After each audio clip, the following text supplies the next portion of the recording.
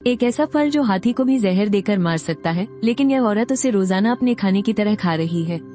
सिर्फ यही नहीं, बल्कि वो इसे अपने 4 सौतेले बच्चों को भी जबरदस्ती खिला रही है। पूरे गांव वालों को लगा कि वो पागल हो गई है, लेकिन किसी ने नहीं सोचा था कि माँ और बच्चे सब बिल्कुल सुरक्षित बच जाएंगे। ये सब एक हादसे की वजह से हुआ, जब सुयू दुनिया के अंत वाले समय से सीधा इस किसान औरत के शरीर में आ पहुंची।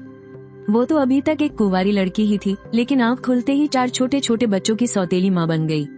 घर की हालत इतनी खस्ता थी कि खाने के लाले पड़े थे, और बच्चों का बाप बस शक्ल सूरत का ही अच्छा था, काम का ढेला नहीं। दिन भर बस निकम्मों की तरह खाना और ऐश करना ही उसका काम था, और तो और उसने घर की सारी अच्छी जमीन भी अपने खाने पीने के लिए बेच दी थी। शुक्र है कि उसके भाइयों को इस बात का पता चल गया, और उनके दबाव डालने पर ही उसने 2 एकड़ दूर की जमीन बचा ली थी।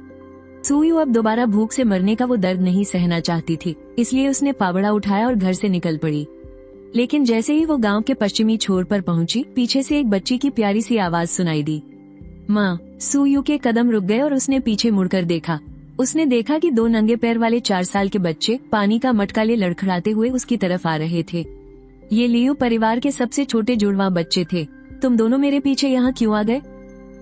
मैं और तीसरे भैया माँ के लिए पानी लाए हैं। बिना पानी पिए काम नहीं होता और पेट में दर्द होने लगता है। वो हमारी माँ नहीं है।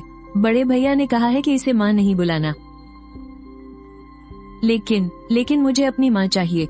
सुयू को थोड़ा अजीब लगा, लेकिन तीसरे बेटे ने भी कुछ गलत नहीं कहा था। वो सच में सिर्फ उनकी सौतेली माँ थी, सगी माँ नहीं। और वैसे भी उसे इस परिवार में आए हुए बस 2 ही दिन तो हुए थे, इसलिए बच्चों के मन में उसके लिए गुस्सा होना लाजमी था। पानी मुझे दे दो, अब तुम दोनों घर जाओ, रास्ता बहुत लंबा है। छोटी बच्ची ने समझदारी से सिर हिलाया। तीसरे बेटे ने सुयू को घूर कर देखा और फिर मटका पकड़ा दिया। जल्दी वापस जाओ। तीसरे बेटे ने अपनी बहन का हाथ पकड़ा और जाने लगा, लेकिन छोटी बच्ची अपना हाथ छुड़ाकर भागते हुए सुयू के पास आ गई। माँ, क्या आप हमें छोड़कर नहीं जाओगी?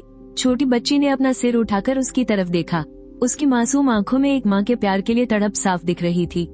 बड़े और दूसरे भैया कह रहे थे कि घर की इतनी गरीबी देखकर सौतेली माँ जरूर भाग जाएगी, लेकिन मैं नहीं चाहती कि आप जाओ। उनकी सगी माँ तो उन्हें जन्म देते ही इस दुनिया से चल बसी थी, इसलिए बचपन से ही उन्हें कभी माँ का प्यार नहीं मिला। इसलिए वो उन बच्चों को देखकर बहुत जलती थी जिनकी अपनी माँ होती थी। बच्ची की इतनी मासूम और दर्द भरी नजरों को देखकर सुयू का दिल कैसे न पिघलता। उसने नीचे बैठकर बच्ची के सिर पर प्यार से हाथ फेरा। मेरी प्यारी बच्ची, घर जाकर मेरा इंतजार करना, ठीक है? मैं अच्छी बच्ची बनूंगी, घर जाकर अपनी माँ का इंतजार करूंगी। दोनों बच्चों को गांव लौटते हुए देखने के बाद सुयू ने दोबारा अपना फावड़ा उठाया, पानी का मटका पकड़ा और आगे बढ़ गई। नदी के किनारे किनारे ऊपर की तरफ चलते हुए वो एक घाटी के मुहाने पर पहुंची और मुड़कर जंगल के अंदर चली गई। दुनिया के अंत वाले उस भयानक दौर में जिंदा बचने के लिए लड़ते लड़ते खाना ढूंढना सुयू की नस नस में बस चुका था। उसके लिए सामने का ये घना जंगल किसी कुदरती गोदाम से कम नहीं था। सर्दियां काटने के लिए जानवर खूब खाते हैं, इसलिए पतझड़ के मौसम में उनका शिकार सबसे बढ़िया होता है। और सबसे अच्छी बात तो ये थी कि इस जंगल में उसे किसी खूंखार और अजीबोगरीब जंगली जानवर या पौधों के हमले का कोई डर नहीं था, और न ही किसी ज़ॉम्बी के अचानक बाहर निकल आने का खौफ था। लेकिन सुयू ने अपने इस नए और कमजोर शरीर को कुछ ज्यादा ही ताकतवर समझ लिया था। जंगल में चलते हुए अभी बस 10 मिनट ही बीते थे कि उसके पैर बुरी तरह कांपने लगे। उसने जल्दी से एक बड़ा सा पेड़ ढूंढा और उसके सहारे टिक कर बैठ गई, फिर थोड़ी ताकत जुटाने के लिए पानी पिया। पेड़ की डालियों पर लगे सूखे और पीले पत्तों को देखकर उसका मन कर रहा था कि उन्हें भी तोड़कर खा जाए। अगर ऐसा ही चलता रहा तो वो भूख के मारे पागल हो जाएगी। उसे जल्द से जल्द खाने के लिए कुछ ढूंढना ही होगा। तभी उसके कानों में सरसराहट की आवाज पड़ी। उसने फुर्ती से अपना फावड़ा उठाया और आवाज की तरफ चल दी, लेकिन वो जानवर उससे कहीं ज्यादा तेज निकला और सुयू बस लाचार होकर उसे भागते हुए देखती रह गई। वो मोटी और ताजा जंगली मुर्गी उसके पैरों के पास से उड़कर फुर हो गई और पीछे छोड़ गई बस एक रंग बिरंगा पंख। सुयू ने एक बार फिर मन ही मन लियो जी को जी भर कर कोसा। अगर उस निकम्मे पति ने घर को पूरी तरह से कंगाल न किया होता। घर में एक दाना भी चावल का नहीं बचा था, इसीलिए तो आज वो इतनी भूखी थी कि एक जंगली मुर्गी तक नहीं पकड़ पा रही थी। फिर उसने सोचा, अगर एक बड़ी औरत होने के बावजूद उसे भूख सहने में इतनी तकलीफ हो रही है, तो घर पर उन 4 बच्चों का क्या हाल हो रहा होगा। सिन्यान की वो उम्मीद भरी आंखें याद आते ही उसके शरीर में अचानक फिर से ताकत आ गई। उस मुर्गी के पंख को फेंककर वो फिर से आगे दौड़ पड़ी। ऊपर वाला कभी सारे रास्ते बंद नहीं करता। मुर्गी तो हाथ नहीं आई, लेकिन उसे अरबी के पौधों का एक बड़ा सा झुंड मिल गया। अरबी के रस को छूने से पूरे शरीर में खुजली होने लगती है। यहाँ के गांव वालों को इसे बनाना नहीं आता, इसलिए वो इसे जहरीला मानते हैं। जब तक अकाल ना पड़ा हो और भुखमरी की नौबत ना आ जाए, तब तक कोई इसे खोदकर नहीं खाता। सू यूए ने कुदाल उठाई और थोड़ी मिट्टी खोदी। वाह, ये तो बहुत ही स्वादिष्ट किस्म की अरबी थी। वो अंदर ही अंदर खुश हो गई और खोदने लगी। देखते ही देखते उसने एक ही बार में 20 किलो से ज्यादा अरबी निकाल ली। उसने वही लकड़ियां इकट्ठी की, एक गड्ढा खोदा और अरबी भूनने लगी। चकमक पत्थर नहीं था तो उसने लकड़ियों को रगड़कर ही आग जला ली। तेज रगड़ की वजह से सूखी चीड़ की पत्तियों से बहुत जल्दी धुआं निकलने लगा। सही मौका देखकर सू यूए ने फूंक मारी और भक से उन पत्तियों में आग लग गई। कहीं जंगल में आग ना लग जाए, इसलिए उसने चारों तरफ एक गोल नाली खोद दी और ध्यान से नजर रखने लगी। अरबी को आग के पास भूनने के लिए रख दिया और जल्द ही खाने की सोंधी सोंधी महक उठने लगी। सू यूए घूंट निगलती रही और अरबी के अच्छे से पकने का इंतजार किया। फिर बिना किसी देरी के उसने उसे उठाया और खाने लगी। उसका स्वाद एकदम नर्म, भुरभुरा और हल्का सा मीठा था। वो एक ही बार में 5-6 अरबी खा गई। तब जाकर उसके जलते हुए पेट को थोड़ी राहत मिली। बाकी बची हुई 4 अरबी उसने बच्चों के लिए रख ली। मिट्टी डालकर उसने आग बुझाई और फिर से कुदाल उठाकर अरबी खोदने लगी। पेट भरने के बाद उसकी 70-80% ताकत वापस आ गई थी। उसे हल्का हल्का महसूस हो रहा था कि उसकी जादुई शक्तियां भी धीरे धीरे लौट रही हैं। खोदी हुई अरबी का तो एक छोटा सा पहाड़ बन गया था। देखने से ही लग रहा था कि ये कम से कम 50-60 किलो होगी। उसने आसपास से कुछ बैले तो फिर वो पहाड़ से उतरकर घर की ओर चल दी। गांव लौटते वक्त रास्ते में उसे खेतों में काम करते हुए गांव वाले मिले। बेचारी ये नई नवेली यूए निंग, सच में बहुत तरस आता है इस पर। इतनी भली चंगी लड़की की शादी उस लियू लाओसान से हो गई और अब बेचारी भूख के मारे ये जहरीली चीज खा रही है। इतना बुरा हाल है इसका। लेकिन सू यूए ने उन तरस खाने या ताने मारने वाली नजरों की रत्ती भर भी परवाह नहीं की। वो तो बस जल्दी से घर पहुंचना चाहती थी ताकि देख सके कि उसके वो चारों सौतेले बच्चे किस हाल में हैं। माना कि कोई उनका ख्याल रखने वाला नहीं था और फिर भी वो अब तक जिंदा थे, लेकिन सू यूए का दिल किसी भी तरह नहीं मान रहा था। उसने तो दुनिया के खात्मे वाले दौर में भी ऐसे दुबले पतले और कमजोर बच्चे नहीं देखे थे।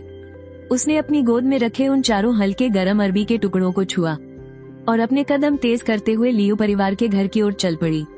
लेकिन उसे क्या पता था कि घर के दरवाजे तक पहुंचने से पहले ही दूर से ही गालियों और बच्चों के डर के मारे रोने की आवाजें आने लगी। ये सुनकर सू यूए के चेहरे के भाव एकदम सख्त हो गए। उसने देखा कि उसके घर के बाहर लोगों की भारी भीड़ जमा है और कई दिनों से गायब वो लियू जेड गांव के कुछ आदमियों से डरकर अपना सिर पकड़े चूहों की तरह भाग रहा है। लियू दा लांग और लियू एर लांग भागकर लियू जी के सामने आ गए ताकि उन खूंखार आदमियों को रोक सके। लेकिन उस बाप ने अपने दोनों बच्चों को रोकने के बजाय एक झटके में फुर्ती से अपने बेटों के पीछे छिप गया और पीछे से उनका हौसला बढ़ाने लगा। दा लांग, एर लांग, अपने बाप के लिए इन पर टूट पड़ो। लेकिन ये तो पत्थर पर अंडा मारने वाली बात थी। उन दोनों कमजोर लड़कों को एक ही धक्के में दूर फेंक दिया गया। वो जमीन पर जोर से गिरे। दरवाजे पर खड़े जुड़वा भाई बहन फूट फूट कर रोने लगे। मेरे भैया को मत मारो, मेरे भैया को मत मारो। एक आदमी गुर्राया, कर्ज लिया है तो चुकाना ही पड़ेगा, ये तो दुनिया का दस्तूर है। अगर आज पैसे नहीं दिए तो तुम्हारा पूरा घर तहस नहस कर देंगे। उधर लियूजी खरगोश से भी तेज भाग रहा था। भले ही उसके कपड़े फटे पुराने थे और उसकी हालत दयनीय थी, लेकिन उसकी तलवार जैसी भौहें और सितारों जैसी चमकती आंखों से एक बेपरवाह और आजाद सा आकर्षण छलक रहा था। तमाशा देख रही गांव की कुछ औरतें घबराकर नजरें चुराने लगी, इस डर से कि कहीं कोई उनके तेज धड़कते दिलों का राज ना जान ले। लियूजी ने जब देखा कि अब ना तो वो छिप सकता है और ना ही भाग सकता है, तो उसने मौत बनकर नीचे आती उस कुल्हाड़ी को बस अपनी तरफ गिरते हुए देखा। सबके सब रुक जाओ। सूयू ने गुस्से से दहाड़ते हुए अपने नाजुक हाथों से चाकू की मूठ को कसकर पकड़ लिया। ले निर्बाव हक्का बक्का रह गया। कहाँ से आ गई ये गांव की औरत जो उसकी तलवार रोकने की जुर्रत कर रही है? सूयू ने जरा सा जोर लगाया और आदमी को तलवार समेत दूर दे मारा। कौन हो तुम? हम तो लियू लाओसान से अपनी उधारी वसूलने आए हैं, तुम्हें इससे क्या? लियू जी ने तब जाकर अपने सामने खड़ी उस औरत को ध्यान से देखा। उसकी आंखें चमक उठी और वो फौरन सूयू के पीछे छिप गया। मेरी प्यारी बीवी, मुझे बचा लो। लियू जी के तो होश ही उड़ गए और उधारी मांगने आए लिनेरबाओ और उसके आदमी भी हक्के बक्के रह गए। जमीन पर गिरे हुए लियूदा और एरलंग को किसी ने नहीं उठाया और वो जुड़वा भाई बहन भी फूट फूट कर रो रहे थे। सूयू के सीने में गुस्से की आग भड़क उठी। उसने जब लियू जी को देखा, जो कहीं से भी कमजोर या भूखा नहीं लग रहा था, बल्कि वो तो अच्छा खासा हट्टा कट्टा था, तो उसे अचानक लगा कि अगर ये कर्ज वाले इस आदमी को निपटा ही दे तो ज्यादा अच्छा रहेगा। इसलिए सबकी फटी की फटी आंखों के सामने सुयू ने एक जोरदार लात मारकर लियू जी को बाहर फेंक दिया। जिसने कर्जा लिया है उसी की गर्दन पकड़ो, जो तुम्हारा देनदार है जाओ उसी से पैसे मांगो। जिस लियू जी के पीछे वो इतनी देर से भाग रहे थे, उसे खुद उसकी बीवी ने लात मारकर बाहर कर दिया। लिन एरबाओ को समझ नहीं आ रहा था कि ये औरत आखिर क्या खेल खेल रही है, लेकिन उसने मौका नहीं गंवाया और डरे हुए लियू जी को फौरन जमीन पर दबोच लिया। इसके हाथ पैर बांध दो, कहीं भाग न जाए, यही है हमारा शिकार। भी लो उस्ताद। अरे बीवी, ये तुम क्या कर रही हो? मैं तुम्हारा पति हूँ यार। अभी अभी तो सरकारी दफ्तर के बाहर अफसर ने खुद हमारी शादी करवाई है। सुयू, बकवास बंद कर अपनी। ये सुअर की तरह क्या चीख रहा है? चुपचाप रह। तुम लोग इसे ले जाओ, लेकिन देखना इसे अपने हिसाब से मत छोड़ देना। और हाँ, इसे मारकर अपाहिज मत कर देना। मेरे घर की हालत तुम देख ही रहे हो, मैं इसे पाल नहीं सकती, इसलिए मेहरबानी करके इसका किस्सा ही खत्म कर देना। मुझे बेवकूफ समझ रही है क्या? भाईजान, मैं बिल्कुल सच कह रही हूँ। याद रखना, इसका काम तमाम जरूर कर देना। तू सच में लियू लाओसान की जान देकर कर्जा चुकाना चाहती है? सुयू ने बस हूँ कहा और फिर उसकी तरफ मुड़कर भी नहीं देखा। उसने जमीन पर गिरे बच्चों को उठाया और उनकी चोटें देखने लगी। ये मेरा घर है, भले ही हम यहाँ बेसहारा औरत और बच्चे हैं, लेकिन मैं सुयू इतनी कमजोर नहीं कि कोई भी मुझे डरा दे। अब लियू जी को तुम्हारे हवाले कर दिया है। अगर इसके बाद भी तुमने मेरे घर के बाहर तमाशा किया या मेरे परिवार पर आंच भी आई, तो कसम से अपनी जान पर खेलकर तुम सबको सीधा यमराज के पास भेज दूंगी। लिन एरबाओ समझ गया कि इस औरत से पंगा लेना भारी पड़ेगा और वो वहाँ से खिसकने की सोचने लगा। लियू दा और उसका भाई कई दिनों से भूखे होने की वजह से कमजोर थे। गिरने के बाद चक्कर आने से वो उठ नहीं पा रहे थे। हाथ पर लगी कुछ खरोंचों के अलावा उन्हें कोई बड़ी चोट नहीं आई थी। ये देखकर सुयू ने चैन की सांस ली। उसने रो रो कर बुरा हाल कर चुके जुड़वा बच्चों को भी अपने गले से लगा लिया। भले ही ये औरत सिर्फ 3 दिन पहले ही उनके घर आई थी, लेकिन इस पल चारों बच्चों को लगा कि आखिरकार उन्हें कोई ऐसा मिल गया है जिस पर वो भरोसा कर सकते हैं। माँ, सीनियान को बहुत डर लग रहा है। डरो मत बेटा, तुम्हारी माँ है न यहाँ। हूँ। हम सच में इसे यहाँ से लेकर जा रहे हैं। शौक से ले जाओ, मैं तुम्हें बिल्कुल नहीं रोकूंगी। वहाँ खड़े सारे लोग एकदम सन्न रह गए। लिन एरबाओ को याद आया कि कैसे अभी सुयू ने उसे झटके से दूर फेंक दिया था। उसके दिल में अभी भी थोड़ा खौफ था और वो एक औरत और बच्चों को धमकाने का कलंक भी अपने सिर नहीं लेना चाहता था। ठीक है, तुम पति पत्नी यहाँ अपना नाटक करते रहो, मैं भी देखता हूँ कि आखिर में रोता कौन है। लियू जी को इसी तरह उठाकर ले जाया गया, लेकिन कुछ ही कदम चलने के बाद उसने मुड़कर देखा कि सुयू के चेहरे पर क्या भाव है। पर सुयू को तो कोई फर्क ही नहीं पड़ रहा था। लोग कहते हैं कि पति पत्नी के रिश्ते में थोड़ा तो प्यार होता ही है, पर इन दोनों के बीच तो जरा भी अपनापन नहीं बचा था। और तो और लियू परिवार के चारों बच्चों में से भी किसी ने उसे रोकने की कोशिश नहीं की। तुम बस मेरे बापू को डराना चाहती थी, तुम सच में नहीं चाहती थी कि लिन एरबाओ और उसके लोग उसे ले जाएं, है ना? नहीं, मैं बिल्कुल सच कह रही हूँ। लियू परिवार के चारों भाई बहनों ने एक दूसरे की शक्ल देखी और फिर तीनों भाई जोर जोर से चिल्लाते हुए पागलों की तरह उनके पीछे भागे। लेकिन अफसोस, उनके शरीर बहुत कमजोर थे। 2 कदम दौड़ते ही वो थककर चूर हो गए। उनकी टांगें कांपने लगी और सिर चकराने लगा। थोड़ी ही देर में सब निराश होकर वापस लौट आए और काम में लगी सुयू की पीठ घूरते हुए हकलाने लगे। उनके ठीक बाद आए बूढ़े लियू और उसके बेटे, जो अभी अभी खेतों से भागते हुए लौटे थे। लियू जी को वहाँ न देखकर और दालक समेत चारों भाई बहनों को आंगन में डरा सहमा खड़ा देखकर बूढ़े लियू को किसी अनहोनी का एहसास हो गया। दालग, तेरा बापू कहाँ है?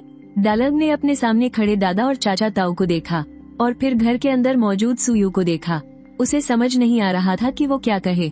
चारों बच्चों को चुपचाप घर के अंदर ताकते देख बूढ़े लियू ने हाथ से इशारा किया और वो सब घर के दरवाजे की तरफ बढ़े। लियू जी की फूस की झोपड़ी में मिट्टी की दीवारें तक नहीं थी। ऐसे ही बस 2 छोटे छोटे कमरे थे। रसोई तो पूरी तरह से खुले आसमान के नीचे थी, बस पत्थरों से बना एक चूल्हा रखा था। चूल्हे पर एक कढ़ाई और उसके पास एक खाली मटका था। घर के बाहर कोई बाड़ या आंगन तक नहीं था। बूढ़ा लियू और उसके बेटे 2 कदम चलते ही सुयू के सामने पहुंच गए।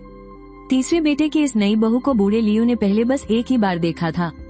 3 दिन पहले वो बेशर्म लियू जी पुराने घर के आंगन में अड़कर बैठ गया था। कह रहा था कि शहर से अपनी बहू को लाने के लिए उसे 10 सिक्के चाहिए। उन्हीं पैसों से उसने पड़ोस के सेठ वांग की बैलगाड़ी किराए पर ली थी और शहर जाकर उस औरत को ले आया। वैसे लियू जी को कम से कम इतना तो याद था कि घर में उसके बूढ़े पिता भी हैं। वो नालायक अपनी नई बहू को लेकर सीधा पुराने घर आया और उन दोनों ने बूढ़े लियू के पैर छूकर आशीर्वाद लिया। यूनियान किसी आफत की मारी वहाँ आई थी। उसके पास एक फूटी कौड़ी भी नहीं थी। वो किसी और के दिए हुए पुराने कपड़े पहने थी और बिल्कुल सूखी हड्डी लग रही थी। देवर जी, वो कमीना तीसरा कहाँ है? लियू भाइयों ने सिर हिलाकर उसका अभिवादन किया, जो कि काफी हद तक तमीजदार लगा। जिस आदमी के हाथ में अगर एक सिक्का भी आ जाए तो वो उससे आधी प्लेट मूंगफली खरीद ले, वो आखिर अपना कर्जा कैसे चुकाएगा? पैसे नहीं है तो अपनी जान देकर चुकाएगा। अगर आप लोग उसे छुड़ाना चाहते हैं तो ठीक है, अपने पैसे लेकर जाइए और उसे छुड़ा लाइए। मेरे पास तो वैसे भी एक फूटी कौड़ी नहीं है। जिद्दी मत बनो। कोई बात है तो पुराने घर आ जाना, हम सब मिलकर कोई रास्ता निकालेंगे। बूढ़े लियू को लगा कि वो उसकी बात समझ गई है और लियू जी को छुड़ाने के लिए उससे पैसे मांगने आएगी। ये सोचकर उसे थोड़ी तसल्ली हुई। लियू बो और उसके दोनों भाइयों के मन में लियू जी को लेकर बहुत गुस्सा भरा था। सुयू को हामी भरते देख उन्होंने बूढ़े लियू से कहा कि वो पहले घर चलकर खाना खा ले। बूढ़े लियू ने अपने सामने खड़ी उस माँ और 4 बच्चों को देखकर एक गहरी आह भरी और अपने बेटों को लेकर वहाँ से चला गया। सुयू उन्हें दूर जाते हुए देखती रही, फिर पीछे मुड़कर 4 बच्चों को देखा। भूख लगी है? चारों ने सच सच बताते हुए हाँ में सिर हिला दिया। उसे भी बहुत भूख लगी थी। उसने अपनी जेब से 4 हल्के गर्म अरबी के टुकड़े निकाले। लो, पहले इसे खाकर अपना पेट भर लो। सुयू ने एक बार फिर उस टूटे फूटे घर पर नजर दौड़ाई। उन दोनों कमरों में बस लकड़ी के फट्टों से बना एक बिस्तर पड़ा था और एक रजाई थी जो इतनी मैली थी कि उसका रंग ही समझ नहीं आ रहा था। यहाँ पैसे छुपाने की बात तो छोड़ ही दो, घर इतना खाली था कि चूहे भी नहीं छिप सकते थे। गनीमत है कि एक चूल्हा और लोहे की एक कड़ाही बची थी। पानी का मटका खाली पड़ा था। ढंग का खाना तो था नहीं, बस अरबी भूनकर खानी पड़ी। सुयू ने फुर्ती से आग जलाई। 4 भाई बहन उसके पीछे खड़े थे। उसके हाथ में महकती हुई अरबी देखकर वे जोर से घूंट निगल रहे थे। खाने को सामने पाकर वे अपने उस नालायक बाप को भूल चुके थे जिसे कर्ज वाले उठा ले गए थे। सानलांग और सीनिंग ने अरबी को अपनी नाक के पास लाकर सूंघा। वे अपने होंठ चाटते हुए दोनों बड़े भाइयों की तरफ देखने लगे। डालान चुपचाप देख रहा था कि कैसे सुयू ने उन काले टुकड़ों को आग में दबाया, फिर पकने पर उन्हें बाहर निकाला, छिलका उतारा और अपने मुंह में डाल लिया। तब जाकर उसने अपने बेताब भाई बहनों की तरफ खाने का इशारा करते हुए सिर हिलाया। डालांग ने जैसे ही एक बाइट ली, उसकी आंखें चमक उठी। वाह, कितनी अच्छी महक है। यह अरबी है, इसकी महक ऐसे ही बहुत अच्छी होती है। सुयू की आवाज अचानक गूंजी तो बड़े बड़े कौर चबा रहे 4 भाई बहन एकदम से ठिठक गए। एरलांग का चेहरा थोड़ा पीला पड़ गया। उसने गांव वालों से सुना था कि अरबी जहरीली होती है और इसे खाने से एक अजीब सी बीमारी हो जाती है। पूरे शरीर में भयंकर खुजली होती है और इंसान खुजलाते खुजलाते अपनी चमड़ी उधेड़ लेता है और मर जाता है। सुयू ने जब उन्हें खुद को इतनी हैरानी से घूरते हुए देखा तो वह इन छोटे बच्चों की घबराहट समझ गई। वो हल्की सी हंसी और अपने हाथ की सारी अरबी एक ही बार में खा गई। कच्ची अरबी का रस अगर त्वचा पर लग जाए तो खुजली होती है, बस उसे पानी से धो लेना चाहिए। लेकिन पकी हुई अरबी से ऐसा कुछ नहीं होता। आराम से खाओ। ये कहकर उसने और कच्ची अरबी राख में भूनने के लिए दबा दी और पहले से भुनी हुई अरबी को निकालकर आग के पास ढेर कर दिया। बाल्टी कहाँ है? मैं थोड़ा पानी भर कर लाती हूँ। हमें इस घर की थोड़ी साफ सफाई करनी होगी। सुयू इस गंदे घर में एक रात भी और नहीं गुजार सकती थी। डालांग ने 2 ही निवालों में अपनी अरबी खत्म की और अंदर जाकर एक भारी सी लकड़ी की बाल्टी उठा लाया। फिर उसने एरलांग को घर का ध्यान रखने के लिए कहा और सुयू के साथ पानी भरने के लिए निकल पड़ा। सुयू बाल्टी उठाकर अपने सौतेले बड़े बेटे के पीछे पीछे चलने लगी। दोनों खामोशी से गांव की तरफ जा रहे थे। गांव में एक कुआं था। कुएं का पानी एकदम साफ और मीठा था और गांव वाले यहीं से पानी भरते थे। ये गांव वालों के दोपहर के खाने का समय था, इसलिए कुएं के पास कोई नहीं था। डालांग ने बड़ी ही निपुणता से बाल्टी के हैंडल पर रस्सी बांधी। उसने बाल्टी कुएं में फेंकी, उसे थोड़ा हिलाया और बाल्टी पानी में डूब गई। देखते ही देखते पानी से भरी बाल्टी ऊपर आ गई। बाल्टी खींचते हुए लड़के के चेहरे पर थोड़ी थकान दिख रही थी। कुएं पर पानी खींचने के लिए कोई गिरनी या चक्री भी नहीं थी, बस वो एक एकदम साधारण सा कुआं था। सुयू ने आगे बढ़कर रस्सी अपने हाथों में ली और जरा सा जोर लगाकर पानी से भरी बाल्टी खींच ली। डा लांग हैरानी से उसे इतनी भारी बाल्टी खींचते हुए देखने लगा। उसके मायूस और सुन्नत चेहरे पर एक हल्की सी चमक आ गई। सुबह खाली हुए दोनों मिट्टी के घड़ों को पानी से भरा गया, फिर दूसरी लकड़ी की बाल्टी को धोकर कुएं में डाल दिया गया। सुयू ने बिल्कुल दालांग की तरह एक और भरी हुई बाल्टी खींची। अब सुयू के एक हाथ में पानी की बाल्टी थी और दूसरे हाथ में मिट्टी का घड़ा। दालांग ने बचा हुआ दूसरा घड़ा अपनी छाती से लगा लिया। शायद ये पहली बार था जब वे एक साथ इतना सारा पानी घर ले जा रहे थे। हमेशा समझदार दिखने वाले उस छोटे से लड़के के चेहरे पर एक प्यारी सी मुस्कान आ गई। अभी वे घर के दरवाजे तक पहुंचे भी नहीं थे। माँ, अरे आराम से। सिन्निंग गिर पड़ी, लेकिन तुरंत खुद ही उठ खड़ी हुई। उसने अपने गंदे छोटे हाथों से अपना चेहरा पोंछा और हे करके मासूमियत से हंसने लगी, जैसे उसे कोई चोट ही न लगी हो। वो इतनी समझदार थी कि बाल्टी उठाने में मदद करना चाहती थी। सुयू ने जब देखा कि उसे कोई चोट नहीं आई है तो उसने राहत की सांस ली। उसने बच्ची को बाल्टी नहीं उठाने दी। उसने उसे समझाया कि वो दौड़े नहीं, बस आराम से उसके पीछे पीछे चले। लेकिन वो नन्ही सी जान रास्ते भर बकबक करती रही। हर 2 कदम पर वो पूछती, माँ आप थक तो नहीं गई? सुयू भी बड़े प्यार से उसके हर सवाल का जवाब दे रही थी। उधर एरलांग और सानलांग ने पानी के खाली मटके को अंदर से बिल्कुल साफ कर दिया था। तीनों भाइयों में इतनी ताकत नहीं थी, इसलिए वे अक्सर बाल्टी से ही पानी लाया करते थे। ये बड़ा मटका तो काफी समय से इस्तेमाल ही नहीं हुआ था। सुयू ने जब सारा पानी मटके में डाला तो वो बस 1/3 ही भरा। इसे पूरा भरने के लिए उन्हें अभी 2 चक्कर और लगाने थे। कमरा बहुत ही गंदा हो रखा है। एरलांग, सानलांग, तुम दोनों झाड़ू उठाओ और फर्श साफ करो। मैं और दालांग पानी लाने जा रहे हैं। हाँ सुनो, एक बर्तन में गर्म पानी भी चढ़ा देना, बाद में सबको अच्छे से नहाना है। लेकिन खेतों का क्या होगा? बाकी सबके खेतों में तो गेहूं की बुवाई लगभग खत्म होने वाली है और हमने तो अभी तक शुरू भी नहीं किया है। दालांग की नजरों में खेती से बढ़कर दुनिया में कुछ भी जरूरी नहीं था। आजकल मौसम एकदम सही है। अगर यह समय निकल गया ना तो गेहूं की फसल अच्छी नहीं होगी। सुयू को भी पता था कि खेती जरूरी है, लेकिन अभी घर में गेहूं के बीज तक नहीं है तो वो बोएंगे क्या? खेती की अभी कोई जल्दी नहीं है। पहले उस कमरे को साफ करते हैं जहां हमें आज रात को सोना है। इतना कहकर उसने चूल्हे पर रखे लोहे के बर्तन में पानी भर दिया और खाली बाल्टी उठाकर दालांग के साथ गांव की तरफ चल पड़ी। सिनिंग ने देखा कि उसके दोनों भैया अभी भी बुत बने खड़े हैं, तो वो खुद ही झाड़ू लेकर तेजी से कमरे की सफाई में जुट गई। लियू एरलांग को अपनी इस नई सौतेली माँ के इरादे बिल्कुल समझ नहीं आ रहे थे। आखिर सब कुछ इतना साफ करने की क्या जरूरत है? अगर हमने बात नहीं मानी तो क्या ये सौतेली माँ हमें पीटेगी?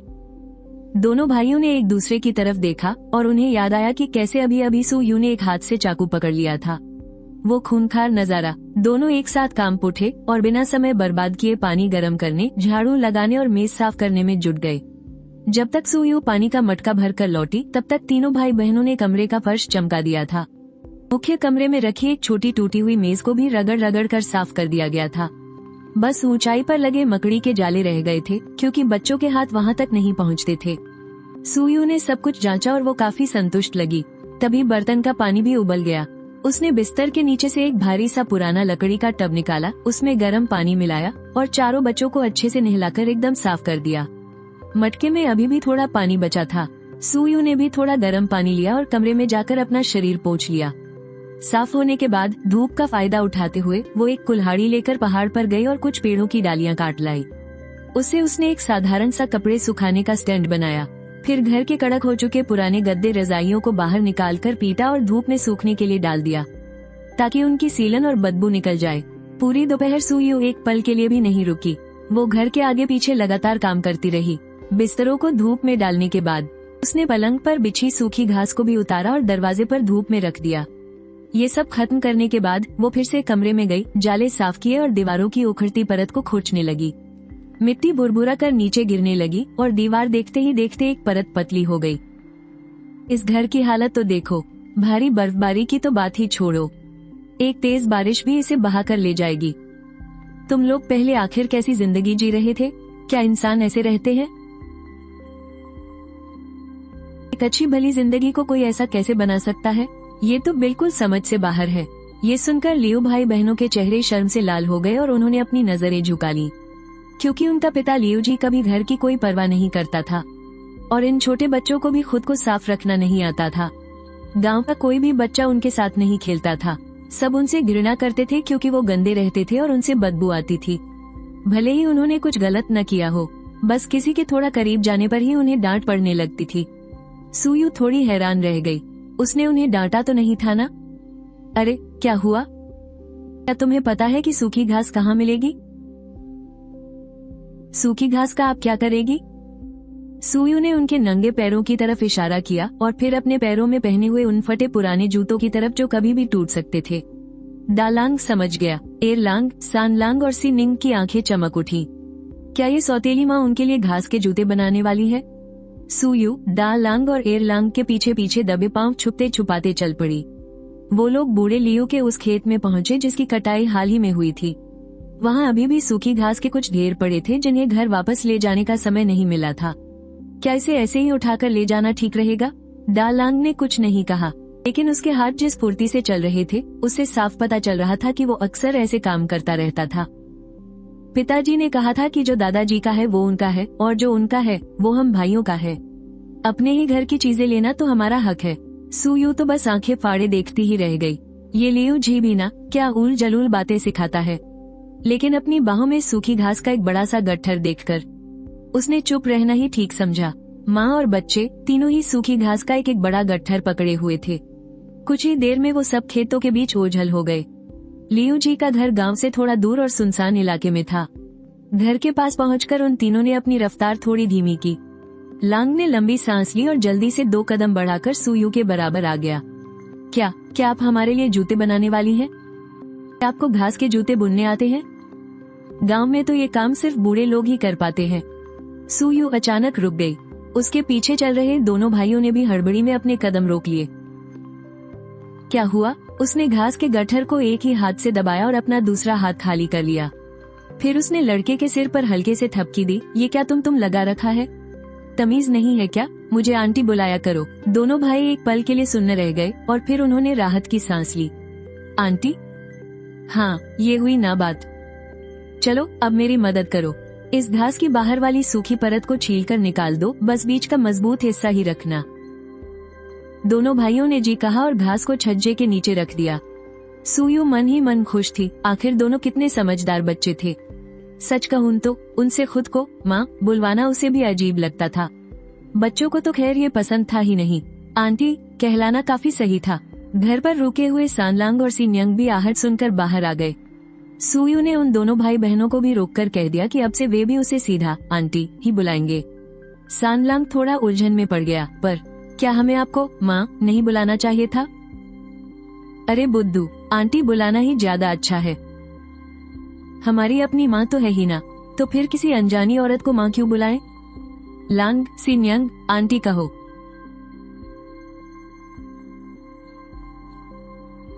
जाओ, जाकर बाहर सूख रही घास का ध्यान रखो, कहीं हवा उसे उड़ाकर न ले जाए।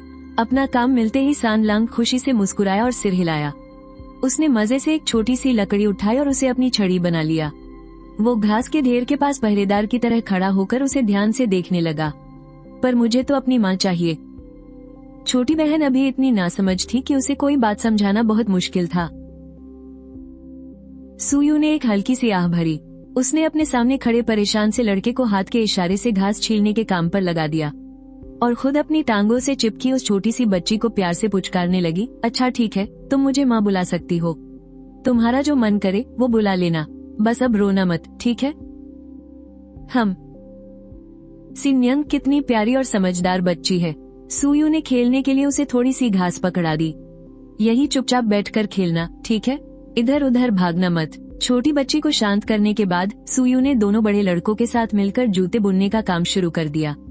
उसने कुल्हाड़ी से कुछ लकड़ियों को काटकर एक ढांचा तैयार किया। फिर सारी सूखी घास को गूंथकर पतली और मजबूत रस्सियां बना ली ताकि उन्हें उस ढांचे पर रखकर जूते बुने जा सके। दालांग और एरलांग में अभी इतनी ताकत नहीं थी, इसलिए उनकी बनाई रस्सियां काफी ढीली थी। वो दोनों बस घास को छांटने में ही उसकी मदद कर पाए। बाकी का सारा काम सुयू ने अकेले ही किया। पूरी दोपहर सुयू बस रस्सियां ही गूंथती रही। उसके हाथों की हथेलियां रगड़ खाकर इतनी लाल हो गई थी मानो उनमें से चिंगारियां निकलने वाली हों। तब जाकर कहीं वो आज लाई गई सारी घास को रस्सियों में बदल पाई। सूरज भी अब ढलने लगा था। उसने रस्सियों को लपेटकर अंदर कमरे में रख दिया और फिर धूप में सुखाए गए मुलायम बिस्तरों और बची हुई घास को भी घर के अंदर ले आई। उसने दोबारा से 2 बिस्तर लगाए। मुख्य कमरे से उसने आधा पलंग हटा दिया और वहाँ सिर्फ एक छोटा बिस्तर बिछा दिया। ऐसा करते ही कमरे में काफी खुली जगह बन गई। फिर उसने खाना खाने वाली छोटी मेज को कमरे के बीचों बीच रख दिया। अब वो जगह उठने बैठने और दूसरे कामों के लिए एकदम सही थी। चारों बच्चों के सोने के लिए उसने उस छोटे कमरे को अलग से तैयार कर दिया था। मुख्य कमरे से हटाए गए पलंग के हिस्से को जोड़कर उसने बच्चों का बिस्तर बड़ा कर दिया ताकि जब चारों बच्चे एक साथ सोए तो उन्हें कोई दिक्कत ना हो। उस ताजे बिछे बिस्तर से सूखी घास और मीठी सी धूप की महक आ रही थी। सिनयंग खुशी से उछलकर बिस्तर पर गई और उस पर गोल गोल लौटने लगी। माँ, ये तो बहुत मुलायम है। रात के खाने में सुयू ने उबली हुई अरबी बनाई। पहाड़ों में अभी भी बहुत सारी अरबी है। अगर हम सारी निकाल लाएं तो कम से कम 1 महीने तक खाने की कमी नहीं होगी। फिलहाल उसे भूखों मरने की कोई चिंता नहीं थी। बस दिक्कत ये थी कि इस मौसम में उन्हें लंबे समय तक बचा कर रखना मुश्किल था। जब खाना हो तभी ताज़ा निकाल लाओ। रात के समय सुयू मशाल की रोशनी में घास के जूते बुनने लगी। उधर जुड़वा भाई बहन बार बार उबासी ले रहे थे। उसने उन्हें सोने जाने को कहा पर वो माने नहीं। वो बस टटकी लगाए उसके हाथों में बन रहे जूतों को देख रहे थे ताकि नए जूते पहन सके। सुयू को उन पर प्यार भी आ रहा था और लाचारी भी। यहाँ के गांव वालों की रात की तो कोई जिंदगी ही नहीं थी। रोशनी का खर्च बचाने के लिए वो लोग अंधेरा होते ही सो जाते थे। और लियू जी का घर तो वैसे भी एकदम सुनसान इलाके में था। रात में पहाड़ों से रह रहकर जंगली जानवरों के चीखने की आवाजें आती रहती थीं। इस डरावने माहौल में दालग और एयरलन को अचानक अपने पिता की याद आई जिन्हें कोई उठा ले गया था। बहुत देर तक मन मारने के बाद आखिर उनसे रहा नहीं गया। लेकिन तभी सुयू ने घास के जूतों की पहली जोड़ी पूरी कर ली। घर के बड़े होने के नाते ये जोड़ी सबसे पहले दालग के लिए। इतना कहकर उसने घास की रस्सी उठाई और दूसरी जोड़ी बुनने लगी। वो भी दिन भर की थकान से चूर थी। बस अपने लिए एक और जोड़ी बनाकर वो सोने की तैयारी कर रही थी। दालग के मुंह तक आया सवाल वहीं का वहीं रह गया। लेकिन जब उसने इन मजबूती से बुने हुए जूतों को देखा तो वो लड़का खुशी से उछल पड़ा और उन्हें अपने हाथों में ले लिया। उसने उन्हें अपने पैरों के पास रखकर नापा। अरे वाह, ये तो बिल्कुल नाप के थे। एयरलन और बाकी तीनों भी ललचाई नजरों से देख रहे थे, लेकिन उन्हें पता था कि उनकी बारी भी आएगी, इसलिए वो चुपचाप इंतजार करते रहे। अफसोस, उस रात सुयू ने सिर्फ 2 ही जोड़ियां बनाई। तीनों भाई बहनों को मन महसूस कर वापस सोने जाना पड़ा। अब उन्हें बस अगले दिन का इंतजार था। अगली सुबह सुयू ने अपने नए घास के जूते पहने, 2 अरबी खाई और कुदाल कंधे पर रखकर निकल पड़ी। कुछ ही देर में वो 2 झोले भर के अरबी निकाल लाई। फिलहाल उसका एक ही लक्ष्य था, जल्द से जल्द अपनी सेहत सुधारना। पहाड़ों के उन जंगली जानवरों से तो वो तभी निपट सकेगी जब उसके शरीर में ताकत आएगी और सारे हथियार वगैरह जुटा लेगी। इधर घर पर बच्चों ने सुबह का नाश्ता तैयार कर लिया था। सुयू को उनसे ये उम्मीद बिल्कुल नहीं थी, शायद इसलिए क्योंकि खाना वही कमा कर लाई थी। तो बच्चों ने मान लिया था कि इसे बांटने का हक भी उसी का है। माँ और बच्चों ने मिलकर हंसी खुशी 8 किलो अरबी चट कर दी। इस बीच छोटी सिन्यांग बड़े लाड़ से उससे अपने हाथों से खिलाने की जिद करती रही। नाश्ता खत्म होने के बाद तीनों बच्चों की उम्मीद भरी नजरों के सामने सुयू ने फिर से घास की रस्सी उठाई और जूते बुनने लगी। पूरा एक दिन लगाकर उसने बच्चों के लिए 3 जोड़ी जूते तैयार किए और साथ ही बड़ों के नाप की एक अतिरिक्त जोड़ी भी बना ली। बच्चों ने झटपट अपने नन्हे पैर धोए और नए जूते पहन लिए।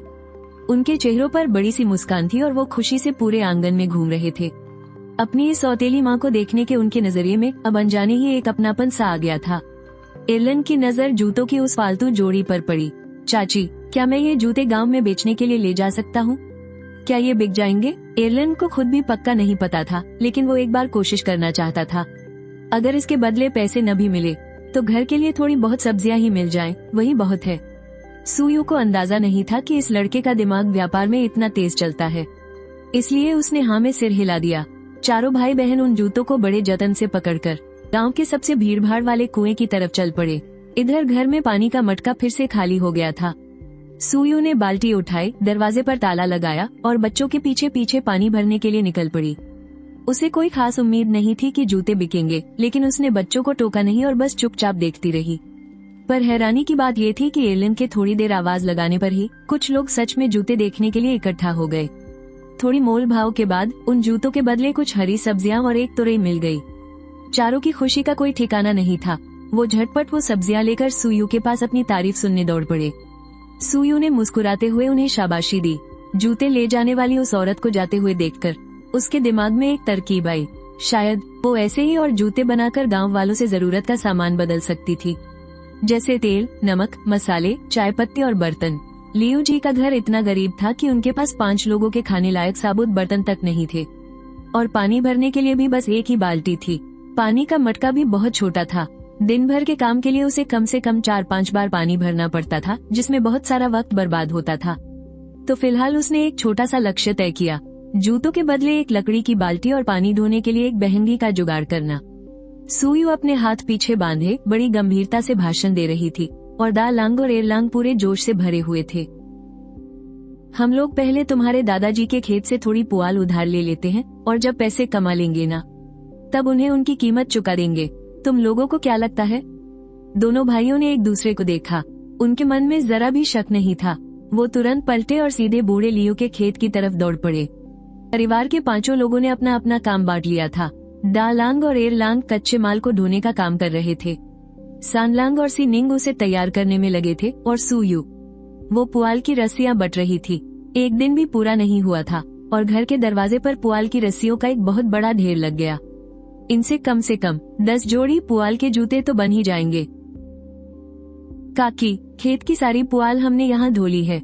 सुयू ने अपने बगल में रखी रस्सियों को देखा, फिर घर में जमा पुआल के ढेर को देखकर हामी में सिर हिलाया। उसने बच्चों को सामान धोने के काम से छुट्टी दे दी और उन्हें रस्सी बटने वाली टीम में शामिल कर लिया। उनका लक्ष्य था कि कल सुबह तक जूतों की पहली खेप तैयार हो जाए। और ठीक उसी वक्त लियू परिवार के पुराने घर में बूढ़ा लियू हाथ में कड़वी चाय का प्याला लिए दरवाजे की चौखट पर बैठा था और गांव के पूर्वी छोर की तरफ टकटकी लगाए देख रहा था। थोड़ी ही देर में 2 परछाइयां वहां से दौड़ती हुई उनकी तरफ आईं। दादाजी, हमारे खेत की सारी पुआल किसी ने चुरा ली है। चुरा ली? किस कमीने की इतनी हिम्मत हो गई?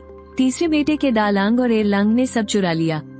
लोगों ने अपनी आंखों से उन्हें कई चक्कर लगाते देखा है। ओह, फिर तो कोई बात नहीं। दादाजी, आपने वादा किया था कि इस साल आप मेरे लिए पुआल का नया बिस्तर लगाएंगे।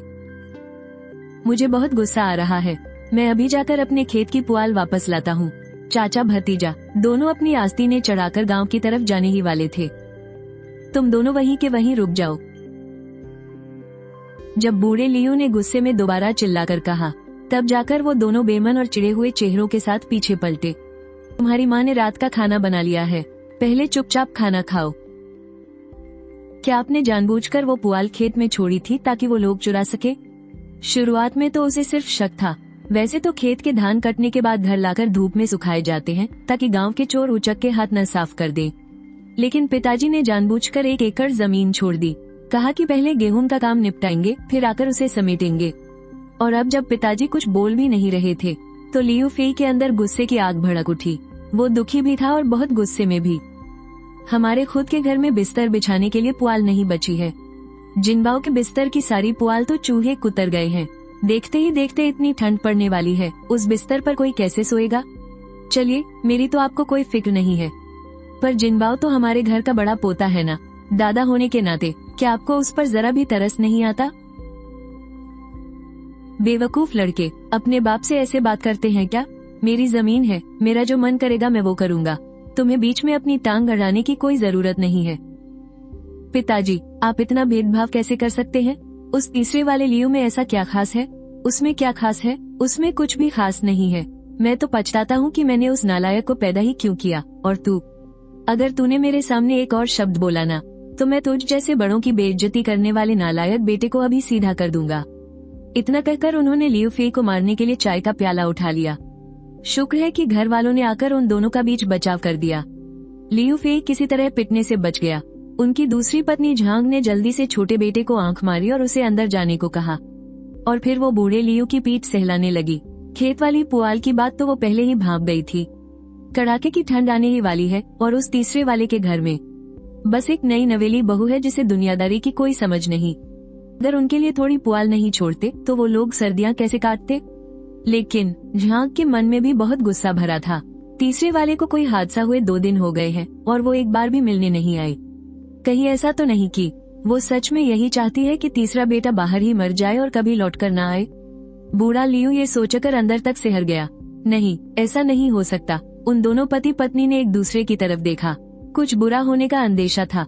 खाने की मेज पर झांग ने गहरी चिंता के साथ अपना कटोरा नीचे रख दिया और अपने सबसे बड़े पोते को हुक्म देते हुए कहा, जिनबाओ, जाकर अपनी तीसरी चाची के घर देख कि वे लोग क्या कर रहे हैं और लौटकर मुझे बता। जब लियू जिनबाओ छुपते छुपाते वहां पहुंचा तो सुयू रसोई में रात का खाना बना रही थी। उसने आग जलाई और चूल्हे पर बर्तन रखा। वो तोरई और हरी सब्जियों का सूप बना रही थी। उसने पिछले 10 सालों से खाना नहीं पकाया था। कयामत के उस दौर में सब लोग बस सूखा राशन खाते थे और कभी कभार नूडल्स बनाने के लिए ही पानी उबाला जाता था। इसलिए सुयू की कुकिंग स्किल्स न के बराबर ही थी। लेकिन उबलते पानी वाले उस सूप को देखकर ही चारों भाई बहनों के मुंह में पानी आ रहा था। भले ही उसमें नमक नहीं था, फिर भी उन्होंने उसे बड़े चाव से खाया। उबले हुए अरबी के साथ गर्मा गर्म सूप का एक प्याला। सानलांग का छोटा सा चेहरा खुशी से खिल उठा था। बड़े भैया, काश हमें रोज ऐसा ही सूप और अरबी खाने को मिले। उसे जल्दी खाने और ज्यादा न सोचने के लिए कहा गया। बेवकूफ, तुम बस एक कटोरी सूप में ही खुश हो गए। मैं तो नहीं हूँ। मैं तो बड़े होकर बढ़िया सफेद चावल और ढेर सारा गोश्त खाऊंगा, बस यही। लेकिन लियू गांव के लोगों की हैसियत को देखते हुए सफेद चावल और गोश्त एक बहुत बड़ी लग्जरी थी। बूढ़े लियू के परिवार जैसे लोग तो किसी त्योहार पर भी शायद ही कभी चावल और गोश्त के 2 टुकड़े नसीब कर पाते थे। पेट भर खाना खाने के बाद सुयू ने दोनों बड़े लड़कों को घास की रस्सी गूंथने में मदद करने के लिए बुलाया। हालांकि दोनों भाइयों में इतनी ताकत नहीं थी, लेकिन थोड़ा अभ्यास करने पर उनके द्वारा गूंथी गई रस्सियां इस्तेमाल करने लायक हो गयी। सुयू ने आग की रोशनी में घास के जूते बुनने शुरू कर दिए। इस बार वो ऐसे जूते बुन रही थी जो काम करते समय पैरों को पूरी तरह ढक सके। इन्हें बनाने में बहुत बारीकी चाहिए थी, लेकिन लियू गांव के बाजार की हालत को देखते हुए सुयू ने थोड़ी और मेहनत करना ही सही समझा। क्या पता लियू गांव में ये ना बिके, इन्हें दूसरे गांव ले जाकर बेच दूंगी, कोई ना कोई तो ले ही लेगा। फिलहाल पेट भरना सबसे ज्यादा जरूरी था। पहाड़ों में उगने वाली वो अरबी इस पूरी सर्दियों के लिए काफी नहीं थी। लियू का घर नदी के किनारे से ज्यादा दूर नहीं था। बहते पानी की कल-कल आवाज साफ सुनाई दे रही थी। सुयू का मन भी उस आवाज के साथ शांत हो गया। जब उसने नदी की तरफ नजर उठाई तो उसने लियू जिनबाओ को देखा। वो घर के पीछे छोटी झाड़ियों में छिपा हुआ था और चुपचाप उन पर नजर रखे हुए था। सुयू ने भी अनजान बनने का नाटक किया। वो देखना चाहती थी कि आखिर वो क्या करने वाला है, लेकिन हैरानी की बात थी, वो छोटा लड़का बस वहाँ उखड़ू बैठा, उन्हें रात का खाना खाते हुए देखता रहा और फिर वहाँ से भाग गया। सुयू को ये सब बहुत अजीब लगा। उसने अपना सिर झुकाया और फिर से जूते बुनने लगी। बेशक ऐसा भी हो सकता है कि बूढ़े लियू ने खेत से घास को गायब देखा हो और सच्चाई का पता लगाने के लिए इस लड़के को यहाँ भेजा हो, लेकिन उस घास के तो अब जूते बन चुके थे, तो अब उसके यहाँ आने का भी कोई फायदा नहीं था। अगले दिन जब आसमान में हल्की सी रोशनी हुई, सुयू दाल लांग और एर लांग को लकड़ियाँ काटने के लिए पहाड़ पर ले गई। उन दोनों भाइयों के लिए ये पहाड़ बहुत ही खतरनाक थे।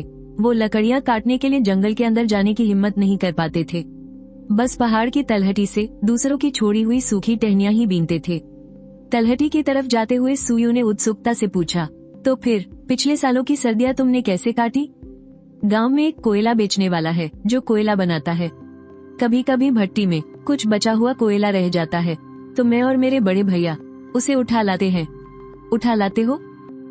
मुझे तो लगता है तुम उसे चुराते हो। ये सुनकर दोनों भाई एकदम चुप हो गए। सुयू ने उनके चेहरों की तरफ देखा और सख्ती से समझाते हुए बोली, आज के बाद किसी की कोई भी चीज मत चुराना। हम खुद ही ढेर सारी लकड़ियाँ जमा कर लेंगे। अब हमें ये सब करने की कोई जरूरत नहीं है। दा लांग और एर लांग एकदम सन्न रह गए और फिर शर्मिंदगी के मारे उन्हें गुस्सा आ गया। उन्हें लगा कि वो तो अमीरों वाली बातें कर रही है जिसे उनकी गरीबी का कोई अंदाजा ही नहीं। वो तेज कदम बढ़ाते हुए आगे निकल गए। सुयू मन ही मन मुस्कुरा उठी। लगता है इन 2 दिनों के अच्छे खाने से इनमें काफी ताकत आ गई है। चलो बढ़िया है, अब ये मेरे लिए और भी ज्यादा लकड़ियाँ उठाकर ले जाएंगे।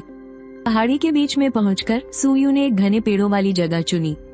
उसने रस्सी नीचे फेंकी और भाइयों को एक छोटी समतल जगह पर इंतजार करने को कहा। सुयू ने कुल्हाड़ी उठाई और झाड़ियों में घुस गई। सबसे पहले उसने 2 मजबूत टहनियाँ काटी। दालांग के लिए लकड़ियां ढोने का एक तिकोना ढांचा बनाया और फिर और लकड़ियां काटने के लिए जंगल में और अंदर चली गई। उसकी रफ्तार बहुत तेज थी। देखते ही देखते उसने लकड़ियों का एक बड़ा सा ढेर लगा दिया। दालांग और एरलांग ने हैरानी और खुशी से एक दूसरे की तरफ देखा। इतनी सारी लकड़ियां, लेकिन अगले ही पल उन्हें लगा, अरे ये तो कुछ ज्यादा ही है ना। दालांग को लगा कि उसकी सौतेली माँ इन्हें थोड़ा थोड़ा करके घर ले जाएगी, लेकिन सुयू ने सीधा उन सबका 2 बड़ा गट्ठर बनाया, उसे उठाया और चल पड़ी। बल्कि उसे लगा कि वजन अभी भी कम है, तो उसने दालांग के ढांचे से भी कुछ लकड़ियां निकालकर अपने गट्ठर में ठूंस ली। फिर उसने इशारा किया कि चलो अब घर चले। माँ और दोनों बेटे पहाड़ से नीचे उतरने लगे। घर पहुँचने के लिए उन्हें गाँव के खेतों के बीच से होकर गुजरना था। गाँव वालों की नजर सबसे पहले दालांग के कंधे पर टिकी लकड़ियों पर पड़ी।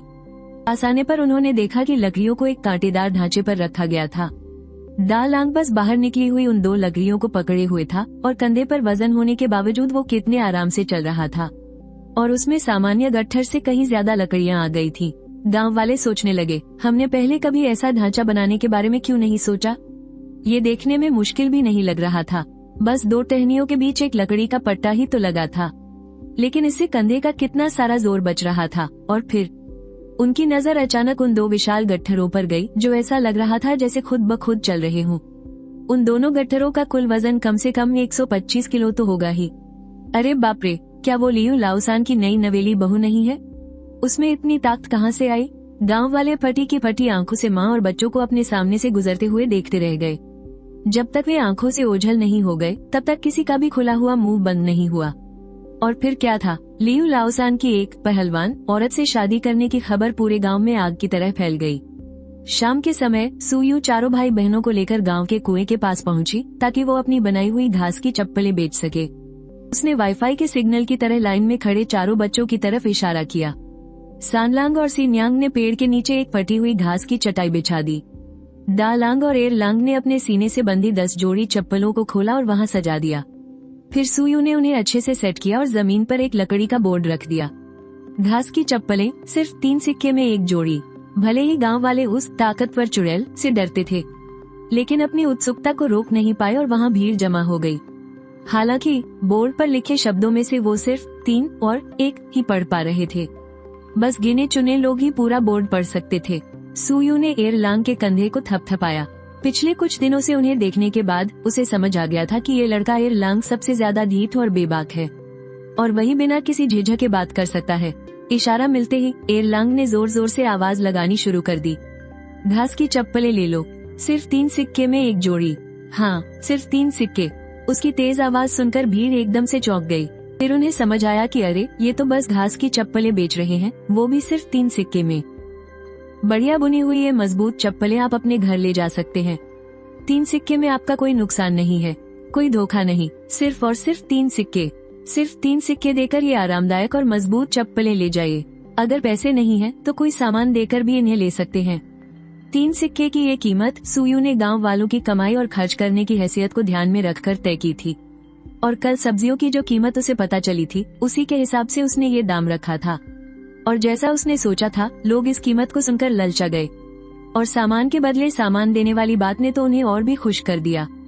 भले ही वे अभी सुयू को चुड़ैल कहकर बुला रहे थे, लेकिन वो तो बस लोगों की बातें और गपशप थी। इतना सस्ता दाम देखकर उनका सारा डर छूमंतर हो गया। आखिर घास की चप्पलों की जरूरत तो हर घर में होती ही है। 2 औरतें उस दुकान के सामने बैठ गईं। सीन्यांग ने तुरंत एक चप्पल उठाई और उन्हें दिखाने के लिए आगे बढ़ा दी। मेरी माँ ने बहुत अच्छी चप्पलें बनाई हैं, आप लोग एक जोड़ी खरीद लीजिए ना। सुयू थोड़ी हैरान थी। उसे लगा था कि सीन्यांग बहुत डरपोक है और हमेशा उससे चिपकी रहती है। उसने सोचा भी नहीं था कि वो खुद आगे बढ़कर सामान बेचेगी। जब बच्चे इतनी मेहनत कर रहे हैं, तो सुयू जैसी बड़ी औरत को ऐसे चुपचाप खड़े रहना अजीब लगा। उसने अपने चेहरे पर एक मीठी सी मुस्कान लाई और आगे बढ़कर बताने लगी कि उसकी चप्पलें कितनी मजबूती से बुनी गई हैं। जिस औरत को सीन्यांग ने चाची जो कहा था, वो चप्पल को उलट पलट कर ध्यान से देखने लगी। ये चप्पल तो सच में बहुत मजबूत बनी है और मेरे पति के पैरों के नाप की भी है। आजकल घर के आदमी रोज ही खेतों में जा रहे हैं। मेरे पैरों की घास की चप्पलें बिल्कुल घिस गई हैं। मैं नई लेने की ही सोच रही थी। बहन, मुझे 2 जोड़ी दे दो। क्या तुम इसे थोड़ा और सस्ता कर सकती हो? ठीक है, बोहनी का समय है। 5 तांबे के सिक्कों में आपको 2 जोड़ी दे दूंगी। सस्ता सौदा पाकर चाची झाओ बहुत खुश हुई। उन्होंने अपनी पसंद की चप्पलें निकाली और एक तरफ रख दी।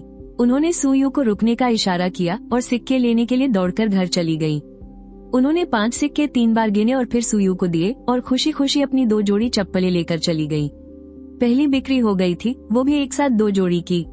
ये देखकर लियू परिवार के चारों भाई बहन खुशी से मुस्कुरा उठे। बड़े भाई ने और जोर से आवाज लगाना शुरू कर दिया और सीन्यांग ने खास तौर पर गांव की चाचियों को ढूंढना शुरू किया, क्योंकि उसे समझ आ गया था कि सिर्फ चाचियों की जेब में ही पैसे होते हैं। अपनी छोटी बहन को इतनी हिम्मत दिखाते हुए देखकर सानलांग ने भी हिम्मत जुटाई और उसके पीछे पीछे गया। क्या आपको चप्पलें खरीदनी है? कृपया एक जोड़ी ले लीजिए ना। दोनों भाई बहनों ने मिलकर एक और जोड़ी बेच दी। वे सुयू की तरफ हैरानी और खुशी से देखने लगे, जैसे कोई इनाम या तारीफ मांग रहे हो। चप्पलों की बिक्री और भी तेजी से होने लगी। कुछ लोग तो घर के पुराने बर्तन लेकर आ गए ताकि उनके बदले चप्पलें ले सके। एक जोड़ी चप्पल के बदले किसी ने 5 हल्के टूटे हुए चीनी मिट्टी के कटोरे दे दिए, तो एक दादी ने 3 अंडों के बदले एक जोड़ी चप्पल खरीद ली। पता ही नहीं चला और धीरे धीरे शाम घेर आई। गाँव के सभी लोग खाना खाने के लिए अपने घरों की ओर लौट गए। आखिर में पेड़ के नीचे सिर्फ सुयू और चारों बच्चे बचे। वे सब उत्साह से अपनी आज की कमाई गिनने लगे। शाम तक उन्होंने कुल 6 जोड़ी चप्पलें बेच दी थी। कमाई में उन्हें तांबे के कुछ सिक्के मिले, 5 चीनी मिट्टी के कटोरे मिले और 3 अंडे भी। एक अंडा एक सिक्के में बिक जाता है। अगर हम कुछ और जमा कर लें, तो बाजार वाले दिन इन्हें शहर में जाकर बेच सकते हैं। उससे भी हमें अच्छे खासे सिक्के मिल जाएंगे। सुयू ने थोड़ा तेल और नमक खरीदने के लिए 6 तांबे के सिक्के गिने और चारों भाई बहनों को वहीं रुककर इंतजार करने को कहा और खुद तेज कदमों से फेरी वाले के घर की ओर चल दी। फेरी वाले लियू का घर ढूंढना बहुत आसान था, क्योंकि उसने अपने घर के दरवाजे पर ही सामान बेचने के लिए एक छोटी सी दुकान बना रखी थी, जो दूर से ही दिख जाती थी। पास पहुंचकर उनके घर की पत्थरों से बनी ऊंची और सुंदर दीवारें देखकर सुयू को मन ही मन बहुत ईर्ष्या हुई, लेकिन उसे पक्का यकीन था कि बहुत जल्द उसके पास भी अपना ऐसा ही एक घर होगा। कौन है? मुझे कुछ सामान खरीदना है। थोड़ा तेल और नमक चाहिए। दरवाजा चरमराते हुए खुला। फेरी वाले लियू की पत्नी ने दरवाजे पर खड़ी उस दुबली पतली और खूबसूरत औरत को बड़ी हैरानी से देखा। तुम कौन हो? मैं गांव के आखिरी छोर पर रहने वाले लियू जी की पत्नी हूँ। मेरा नाम सुयू है। मैं अभी कुछ दिन पहले ही गांव में आई हूँ। भाभी, शायद आपने मुझे पहले नहीं देखा होगा। युनयांग, दरवाजे पर कौन है? फेरी वाला लियू भी वहाँ आ गया। उसने सुयू को एक बार देखा था और उसे तुरंत पहचान लिया। क्या तुम लियू के तीसरे भाई की पत्नी हो? सुयू ने हाँ में सिर हिलाया। युनयांग ने सुयू को जितनी गौर से देखा, उसे उस पर उतनी ही दया आने लगी। वो देखने में काफी समझदार और मेहनती लग रही थी, जो घास की चप्पलें भी बुन सकती थी। फिर भी उसकी शादी लियूजी जैसे निकम्मे से हो गई। बेचारी की किस्मत कितनी खराब है। सुयू को इतना कमजोर देखकर युनयांग ने अपने पति को हल्का सा धक्का दिया। शहर में घास की चप्पलें 5 या 6 सिक्कों में बिकती हैं। तुम हमारी इस छोटी बहन की चप्पलें शहर में बेचने में मदद क्यों नहीं करते? सारे पैसे सीधा लाकर इसे दे देना। इसमें तुम्हारा ज्यादा समय भी नहीं लगेगा। उसके कहने का मतलब था कि वो बीच में अपना कोई मुनाफा न रखे। नहीं नहीं, ऐसा बिल्कुल मत कीजिए। व्यापार तो व्यापार होता है। आजकल सभी का गुजारा मुश्किल से हो रहा है। आपको भी तो पैसे कमाने हैं। मैं गांव के कुएं के पास एक जोड़ी 3 सिक्कों में बेचती हूँ। अगर आप इन्हें मुझसे ले लें, तो मैं आपको 5 सिक्कों में 2 जोड़ी दे दूंगी। कैसा रहेगा? ये सुनकर फेरी वाले लियो ने चुपचाप अपनी पत्नी का हाथ हटाया, जो उसके हाथ को चिकोटी काट रही थी। ठीक है, सौदा पक्का। पहले मैं इन्हें ले जाकर बेचता हूँ। इन्हें बेचने के बाद मैं पैसे आपको दे दूंगा। छोटी भाभी, ये कैसा रहेगा? सुयू ने तुरंत अपने हाथ में पकड़े फूस के चारों जूते आगे बढ़ा दिए। तो फिर ये तुम्हारे भरोसे है। अगर ये अच्छे बिक गए तो मेरे पास और भी रखे हैं। आदमी, औरत और बच्चों सबके नाप के बन जाएंगे। कोई बात नहीं, बन जाएंगे। भाभी जी, कितना तेल और नमक चाहिए? सुयू के पास पैसे कम थे, इसलिए उसने फिलहाल बस 2 छटाक खाने का तेल लिया और थोड़ा सा मोटा नमक लिया। सब मिलाकर पूरे 6 सिक्के हुए। वो कोई बर्तन नहीं लाई थी, इसलिए युनयांग ने भलाई दिखाते हुए तेल के लिए उसे बांस का एक बर्तन दे दिया। नमक को केले के पत्ते में लपेटकर सुयू को दे दिया। कल सुबह सुबह मैं दालांग के हाथ ये बांस का बर्तन वापस भिजवा दूंगी। तेल और नमक लेकर वो गांव के कुएं के पास पहुंची। लियू परिवार के चारों भाई बहन फौरन उसे घेर कर खड़े हो गए। वे बड़े चाव से उसके हाथ में उस बांस के बर्तन और केले के पत्ते को देख रहे थे। उन्हें तेल की खुशबू आ रही थी। भूख के मारे उनके पेट में पहले ही चूहे कूद रहे थे। चलो घर चलकर खाना बनाते हैं। चारों भाई बहनों ने एक साथ हाँ में सिर हिलाया, उनकी आंखें चमक उठी। सब खुशी से दौड़ते भागते घर पहुँचे। आज के रात के खाने का उन्हें बेसब्री से इंतजार था। घर पहुँचते ही दा लांग ने मिट्टी का पुराना प्याला हटा दिया और एक नया प्याला लेकर उसमें पुआल बिछाने लगा ताकि उसमें अंडे रख सके। अंडों को देखकर उनके मुंह में पानी आ रहा था, पर उन्होंने सपने में भी उन्हें खाने के बारे में नहीं सोचा था। इतनी महंगी चीज को तो बेचकर पैसे जमा करने चाहिए ताकि ज्यादा चावल खरीदकर कई दिनों तक पेट भरा जा सके। इसलिए दा लांग खुशी खुशी पुआल बिछाए हुए उस प्याले को लेकर रसोई में सुयू के पास गया। वो कुछ बोलने ही वाला था कि उसकी आंखें फटी की फटी रह गईं। उसने देखा कि सुयू ने फुर्ती से 3 अंडे फोड़ दिए हैं और उन्हें उबलते हुए गर्म पानी में डाल दिया है। उसने चॉपस्टिक से उसे चलाया और थोड़ा सा नमक छिड़क दिया, फिर एक बूंद तेल डाला और आखिर में मुट्ठी भर जंगली प्याज डाल दिए जो वो अभी नदी के पास से तोड़ कर लाई थी। पल भर में ही एक बहुत ही लाजवाब और खुशबूदार महक पूरी रसोई में फैल गई। दा लांग, जिसने न जाने कितने अरसे से कुछ अच्छा नहीं खाया था, उसने जोर से अपना थूक गटका। फिर बिना कुछ सोचे उसने अपने प्याले का पुआल फेंक दिया। चारों भाई बहन चूल्हे के पास जमा हो गए। वे बिना पलक झपकाए बर्तन में उबलते हुए अंडे के सूप को घूर रहे थे। भूख के मारे उनकी आंखें चमक रही थीं। सुयू ने हमेशा की तरह सूप को 5 प्यालों में बांट दिया। उसने ध्यान रखा कि सबके हिस्से में 3-4 अंडे के टुकड़े जरूर आए। खाना बनाते वक्त उसने रतालू पहले ही आग में भूनने के लिए डाल दिए थे। जब तक सब्जी बनी, रतालू भी पक चुके थे। कल की बची हुई थोड़ी सी हरी सब्जियों को सुयू ने हल्के से तेल में भून लिया था। प्याले में वो हरी भरी सब्जी बहुत ही स्वादिष्ट लग रही थी। तेल और नमक वाला खाना वाकई बहुत अलग होता है। सुयू ने प्यार से कहा, चलो खाना शुरू करो। उसके बाद पूरे कमरे में सिर्फ खाने की आवाजें आ रही थीं और कोई दूसरी आवाज नहीं थी। रात का खाना खत्म होने के बाद दा लांग ने खुद ही सारे बर्तन उठाए और उन्हें धोकर साफ कर दिया। सुयू पुआल की रस्सियां उठाकर दरवाजे के पास ले गई और बाहर जलती मशाल की रोशनी में बैठकर पुआल के जूते बुनने लगी। घर के बच्चे अपने होठों पर लगा तेल चाट रहे थे और खुशी खुशी घर के छोटे मोटे कामों में मदद कर रहे थे। वे उम्मीद कर रहे थे कि कल भी उन्हें ऐसा ही बढ़िया खाना मिलेगा। अगली सुबह सुयू दा लांग और अलांग को लेकर लकड़ी काटने और जमा करने के लिए पहाड़ पर गई। दोपहर को उसने घर पर पुआल के जूते बुने। फिर शाम को जब गांव वाले खेतों से लौट रहे थे, तब वो कुएं के पास जाकर अपने जूते बेचने लगी। 2 दिन बाद वो फिर से अकेली दक्षिण वाले पहाड़ पर गई और 3 दिन के लायक रतालू खोद कर ले आई। बाकी का सारा वक्त वो या तो जूते बुनने में लगाती थी या फिर जूते बेचने में। जिन लोगों ने शुरुआत में उसके जूते खरीदे थे, उन्होंने पाया कि सुयू के बनाए जूते बहुत आरामदायक और मजबूत हैं, इसलिए उन्होंने कुछ और जूतों का ऑर्डर दे दिया। सुयू ने फेरी वाले लियू को जो 4 जोड़ी जूते बेचने के लिए दिए थे, शहर पहुंचते ही एक पारखी किसान ने एक ही बार में 2 जोड़ी खरीद लिए, 5 सिक्के प्रति जोड़ी के हिसाब से, और लियू को उसका आधा मुनाफा मिला। बाकी के 2 जोड़ी जूते भी उसने थोड़ी सी मेहनत करके जल्दी ही बेच दिए। जिन लोगों को जूते नहीं मिले, उन्होंने भी कुछ जोड़ी जूतों की बुकिंग कर ली। इस तरह सुयू को फेरी वाले लियू से आदमियों और औरतों के लिए 5-5 जोड़ी जूतों का नया ऑर्डर मिल गया और पहले बेचे गए 4 जोड़ी जूतों के पैसे भी मिल गए, जो कुल मिलाकर 10 सिक्के थे। इन 2 दिनों में गांव में भी बिक्री ठीक ठाक हो गई थी। बेचे गए जूतों और नए ऑर्डर्स को मिलाकर सुयू के हाथ में अब कुल 51 तांबे के सिक्के आ चुके थे। 51 सिक्के देखने में तो काफी लगते थे, लेकिन इनसे एक पतली सी रजाई भी नहीं खरीदी जा सकती थी। सुयू ने एक गहरी सांस ली। फेरी वाला लियू वापस आ गया है। दा लांग, तुम उसके घर जाओ और 2 किलो मोटा चावल खरीद लाओ।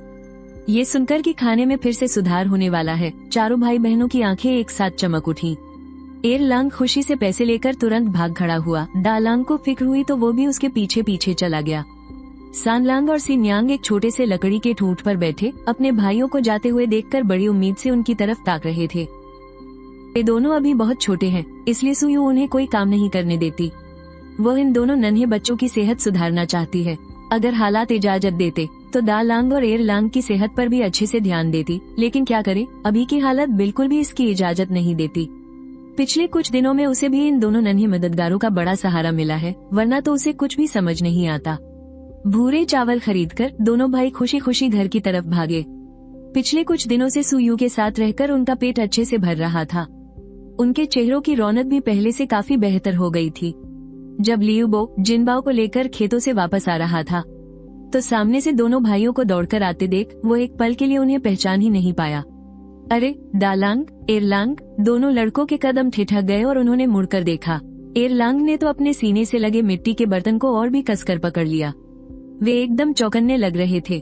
जब उन्होंने देखा कि वो उनके ताऊजी हैं, तब जाकर उन्होंने राहत की सांस ली। तुम दोनों कहाँ जा रहे हो? 2 दिन में बारिश होने वाली है। घर के खेत में गेहूं बोने का काम पूरा हुआ या नहीं?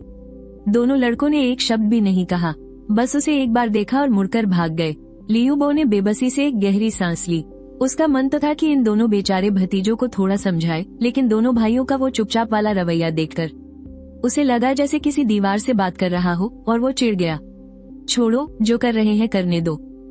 जब उनका अपना सगा बाप ही उनकी परवाह नहीं करता। पिताजी, कल तो हमें खेत पर नहीं जाना पड़ेगा ना? लियू बो ने हामी भरते हुए कहा। हाँ, नहीं जाना। बुवाई का काम पूरा हो चुका है। इतने दिनों की भागदौड़ के बाद अब जाकर थोड़ा सुकून मिला है। लियू जिनबाओ खुशी से उछल पड़ा कि अब उसे खेत में काम नहीं करना पड़ेगा। दोनों भूख से तड़पते हुए घर लौटे। औरतों ने एकदम उसी वक्त खाना लगाकर तैयार कर दिया था। दूसरे खेत से काम खत्म करके दादा लियू, लियू झोग और लियू फे भी उनके पीछे पीछे अंदर आ गए। पूरा परिवार कटोरे उठाकर बस खाना शुरू ही कर रहा था कि अचानक किसी ने आंगन का दरवाजा खटखटाया। आने वाले को देखकर सबके चेहरे पर हैरानी छा गई। दरवाजे पर सुयू खड़ी थी। सबको नमस्ते करो। दोनों भाइयों को मजबूरी में एक एक करके सबको बुलाना पड़ा। आंटी झांग ने टटोलते हुए पूछा, अरे तीसरे बेटे की बहू, तुम लोगों ने खाना खा लिया? हाँ, खा लिया। इतना सुनते ही सबकी जान में जान आई और राहत की सांस सुनाई दी। चलो, शुक्र है कि ये यहाँ मुफ्त की रोटियां तोड़ने नहीं आए हैं। आप सब अपना खाना खाए, मेरी फिक्र मत कीजिए। मैं तो बस माँ बाबूजी से कुछ बात करने आई हूँ, बात खत्म होते ही चली जाऊंगी। दोनों बुजुर्गों के दिलों में अचानक एक उम्मीद सी जागी। उन्हें लगा कि तीसरे बेटे की बहू आखिरकार उसे छुड़ाने के लिए पैसे मांगने आई है। लेकिन बाहर से उन्होंने अनजान बनने का नाटक किया और घर वालों को इशारा किया कि वे अपना खाना जारी रखें। उन्होंने सुयू और उसके दोनों बच्चों को मुख्य कमरे में बुला लिया। लेकिन किसी ने सोचा भी नहीं था कि सुयू की पहली ही बात, मैं यहाँ आप लोगों से गेहूं के बीज खरीदने आई हूँ। ये सुनकर दोनों बुजुर्ग सन रह गए। तो क्या तीसरे बेटे को नहीं बचाना? सुयू ने उनके चेहरों पर तेजी से बदलते हुए भावों को साफ भांप लिया था। लेकिन उसे क्या? लियू जी की तो अब तक अच्छी खासी मरम्मत हो चुकी होगी। प्रलय के उस खौफनाक दौर में इतने लंबे समय तक जिंदा रहने के बाद सुयू ने भी अपने बचाव के तरीके सीख लिए थे। जो भी इंसान या चीज उसकी जान के लिए खतरा बन सकती थी, वो उसे पहले ही रास्ते से हटा देती थी। अभी वो जिस हालत में थी, उसमें लियू जी का न होना ही सबसे अच्छा उपाय था। इसलिए सुयू ने ऐसा बर्ताव किया जैसे उसे उन दोनों बुजुर्गों के जज्बातों का कोई अंदाजा ही ना हो। मुझे 2 किलो गेहूं के बीज चाहिए। आप लोग अपनी कीमत बता दीजिए। अभी अभी दा लांग और एर लांग ने घर पहुंचते ही उससे ताऊ लियू बो से मिलने वाली बात बता दी थी। सुयू ने थोड़ा सोचा, उन 2 बीघा जमीन पर तो खेती कर ही लेनी चाहिए। अगर बुवाई नहीं की तो कुछ भी हाथ नहीं लगेगा। अगर बो दिया तो शायद इस सर्दियों को किसी तरह पार करने के बाद हमें कुछ अनाज काटने को मिल जाए। क्या तुम लोगों ने अभी तक गेहूं बोना शुरू नहीं किया? पता नहीं कब बारिश हो जाए। पहले घर के कामों में फंसे थे और घर की हालत भी तो वैसी ही थी। मैं तो बस इन कुछ दिनों में ही थोड़ी ठीक हो पाई हूँ। सोच रही हूँ कि उन 2 एकड़ जमीन पर खेती कर लूं, ताकि अगले साल कुछ न कुछ फसल तो मिल ही जाए। मैंने पहले कभी खेती नहीं की है, इसलिए कृपया मुझे थोड़ा रास्ता दिखाइए। सुयू की यह बात बिल्कुल सच थी। असल में उसके मायके की हालत काफी अच्छी थी। अगर कोई प्राकृतिक आपदा या युद्ध न हुआ होता तो परिवार में कई भाई थे और ढेर सारी जमीन भी थी। उसे कभी खेतों में उतरने की जरूरत ही नहीं पड़ती।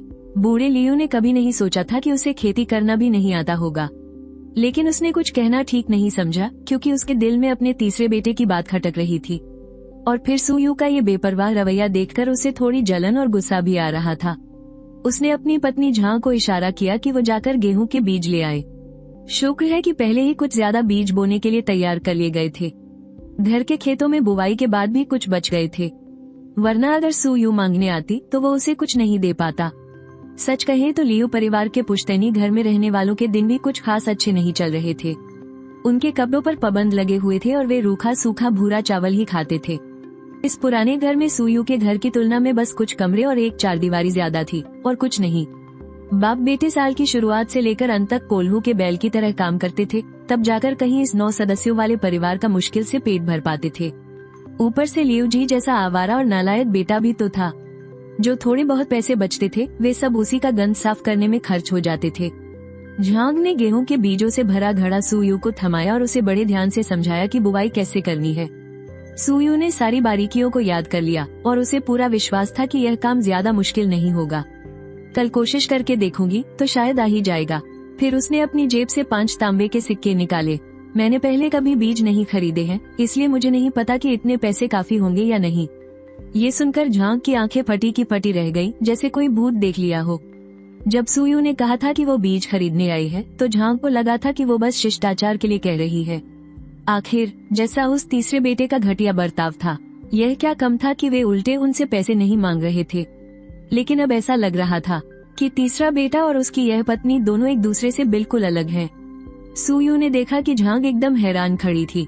पैसे कम है या ज्यादा, इसकी परवाह किए बिना उसने वे सिक्के झांग के हाथों में थमा दिए और बीज लेकर दालांग और एरलांग को आवाज दी और वहाँ से चल पड़ी। वो कुछ ही कदम आगे बढ़ी थी, तभी लियू बाई और लियू झोग दोनों भाई अचानक उसके पीछे दौड़ते हुए आए। उन दोनों ने अपनी अपनी जेब से मुट्ठी भर तांबे के सिक्के निकाले।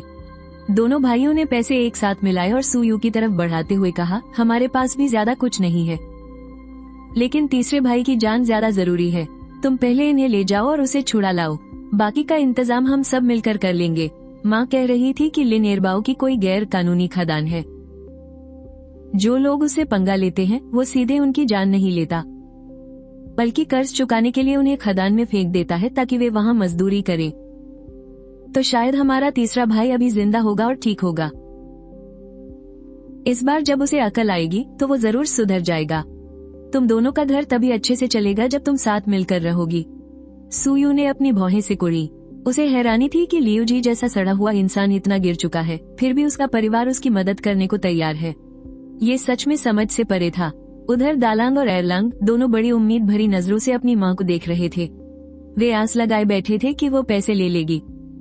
नहीं, इसकी कोई जरूरत नहीं, ये पैसे उसे छुड़ाने के लिए काफी नहीं है। इन्हें ले जाने का मतलब है किसी ऐसी खाई में पैसे फेंकना जिसका कोई अंत ही न हो। आप लोग इन्हें अपने पास ही रखिए। इतना कहकर वो पलटी और तेज कदमों से अपने घर की तरफ चल दी। उसकी आंखों में एक अजीब सी ठंडी चमक थी। दालांग और एरलांग ने झिझकते हुए अपने दोनों ताऊजी की ओर देखा, फिर सिर झुकाकर अपनी माँ के पीछे दौड़ पड़े। लियू झोग ने बेबसी में कुछ कदम उनका पीछा भी किया। पता नहीं ये माँ बेटे इतनी तेजी से कैसे भाग रहे थे। पलक झपकते ही वे रात के अंधेरे में कहीं गायब हो गए। हारकर उसे रुकना पड़ा और उसने मुड़कर बड़ी लाचारी से लियू बाई को देखा। बड़े भैया, अब इन पैसों का क्या करें? उसने इन्हें लेने से मना कैसे कर दिया? दोनों भाइयों ने घर जाकर सबको बताया कि सुयू ने पैसे लेने से साफ इनकार कर दिया है। ये औरत तो हमारे तीसरे भाई के साथ सुकून से घर बसाना ही नहीं चाहती।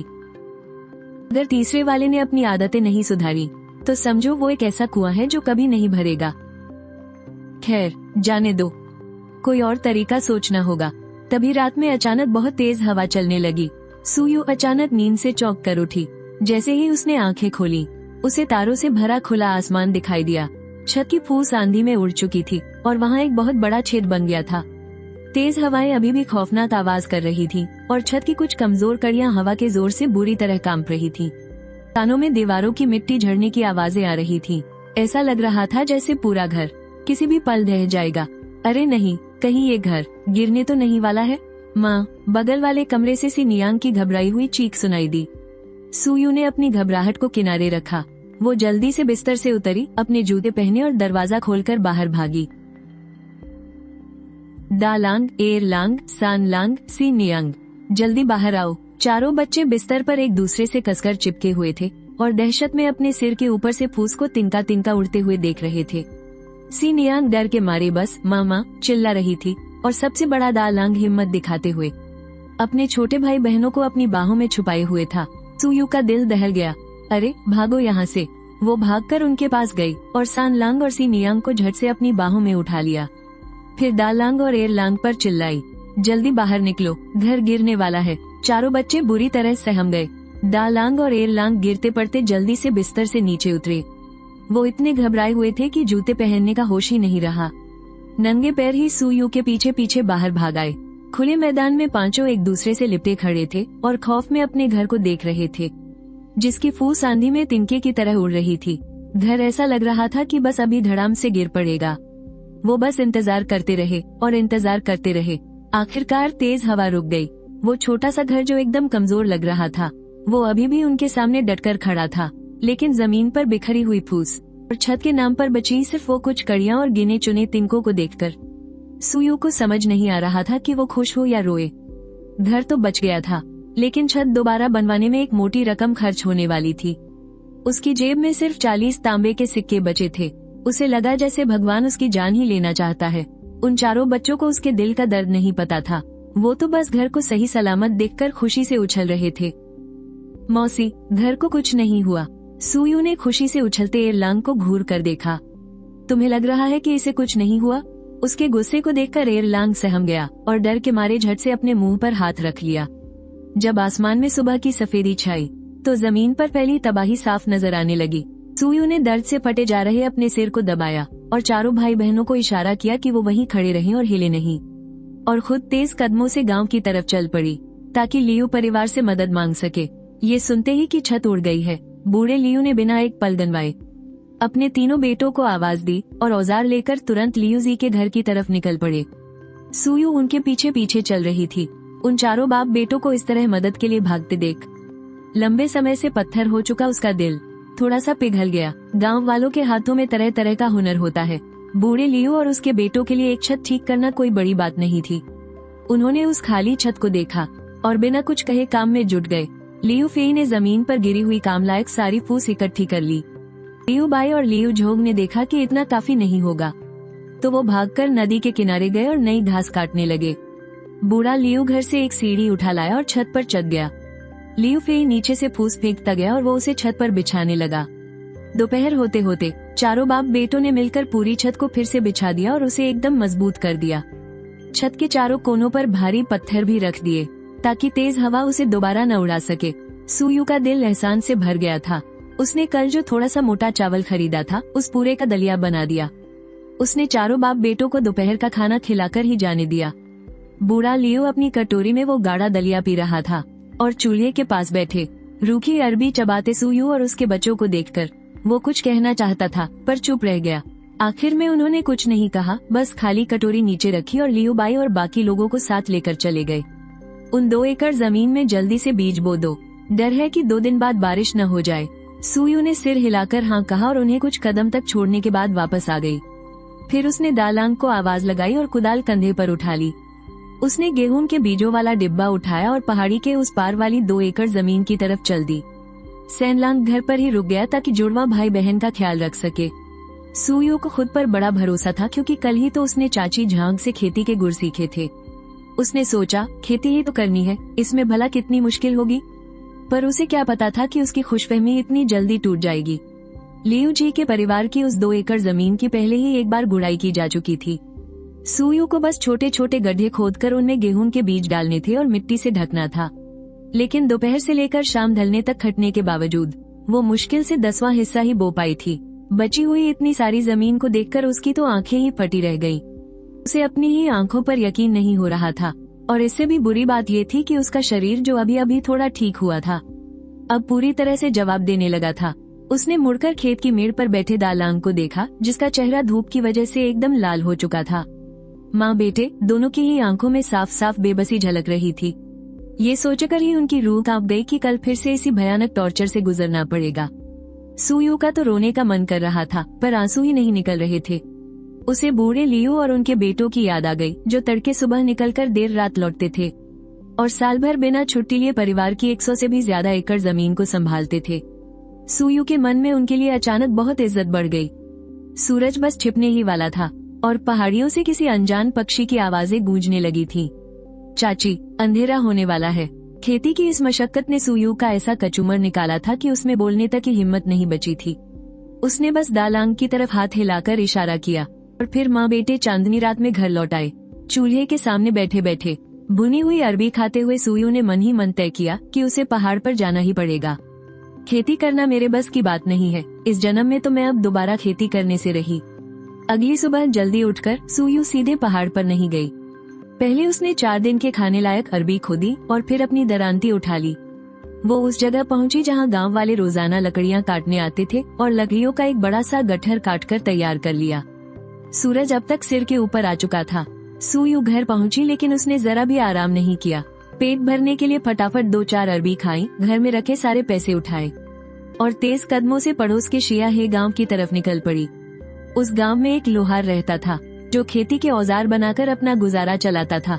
उसी गांव में एक मशहूर शिकारी परिवार भी था, जिनका नाम आसपास के 10 गांवों में गूंजता था। उस घर के सभी मर्द मजे हुए शिकारी थे। सुना है कि उन्होंने एक बार एक खूंखार चितकबरे बाघ का भी शिकार किया था। जिंशी कस्बे के इस पूरे इलाके में उनका अच्छा खासा नाम था। सुयू सबसे पहले लोहार की दुकान पर गई। काफी मोल भाव करने के बाद उसने 30 सिक्कों में एक पुरानी सी छोटी छुरी खरीद ली। उसने छुरी को हाथ में घुमाकर उसका वजन परखा और हवा में 2-4 बार चलाकर देखा। लोहार ने बड़ी हैरानी से उसकी तरफ देखा। अरे वाह छोटी मेम साहब, आपने तो बड़ी कमाल की छुरी चुनी है। सुयू ने छुरी अंदर रखी और उसकी तरफ देखकर हल्की सी मुस्कान दी। उस्ताद जी, क्या आपको पता है कि वो शिकारी परिवार कहाँ रहता है? लोहार को तो ये पता ही था। उसने पूर्व की तरफ पहाड़ी के बीचों बीच बने एक अकेले घर की ओर इशारा कर दिया। सुयू ने उसे शुक्रिया कहा और आगे बढ़ गई। ये बिल्कुल दोपहर का वक्त था। शिकारी के घर का दरवाजा आधा खुला हुआ था। सुयू ने दरवाजे से ही 2 बार आवाज लगाई। अंदर से एक फुर्तीली बूढ़ी औरत बाहर निकल कर आई। उसने हाथ हिलाते हुए कहा, मांस खत्म हो गया है। सब कुछ कस्बे के बाजार में बेचने ले गए हैं। मैं यहाँ मांस खरीदने नहीं, बल्कि आपसे शिकार करने वाले औजार उधार मांगने आई हूँ। बदले में मैं जो भी शिकार करूँगी उसका 10वां हिस्सा किराए के तौर पर आपको दे दूंगी। बोलिए, क्या आपको मंजूर है? उस बूढ़ी औरत ने अपनी पूरी जिंदगी में पहली बार सुना था कि कोई शिकार के औजार उधार मांगने आया है। वो एक पल के लिए तो हक्की बक्की रह गई, फिर संभलते हुए बोली कि इस बात का फैसला वो नहीं कर सकती। इसके लिए उसके बेटों के लौटने का इंतजार करना पड़ेगा। ये सुनकर सुयू वहीं घर के बाहर एक बड़े से पेड़ के नीचे बैठ गई और सूरज ढलने तक वहीं इंतजार करती रही। आखिरकार दोनों भाई वापस लौट आए। अम्मा यांग ने तुरंत ही सुयू वाली बात अपने दोनों बेटों को बताई। वो दोनों भाई शक भरी नजरों से सुयू की तरफ बढ़ने लगे। ऐसा नहीं था कि वे उधार नहीं देना चाहते थे, बस उन्हें डर था कि कहीं सुयू उनका सामान न तोड़ दे।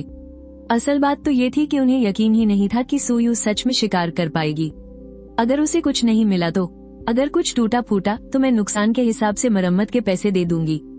उसकी ये खस्ता हालत देखकर दोनों भाइयों का दिल पसीज गया और उन्होंने उसे अंदर बुला लिया। उन्होंने उसे अंदर आकर चुनने को कहा। उनका परिवार शिकारियों का था। शिकार ही उनकी रोजी रोटी थी, इसलिए घर में शिकार का हर तरह का साजो सामान मौजूद था और सब बहुत अच्छी हालत में रखे हुए थे। कल ही तो उन्होंने ढेर सारा शिकार किया था, इसलिए उनका फिलहाल जाने का कोई इरादा नहीं था। यहाँ के घने जंगलों में खूंखार आदमखोर जानवर रहते थे। जहरीले कीड़े और सांपों की तो कोई गिनती ही नहीं थी। सुयू ने एक धनुष उठाया।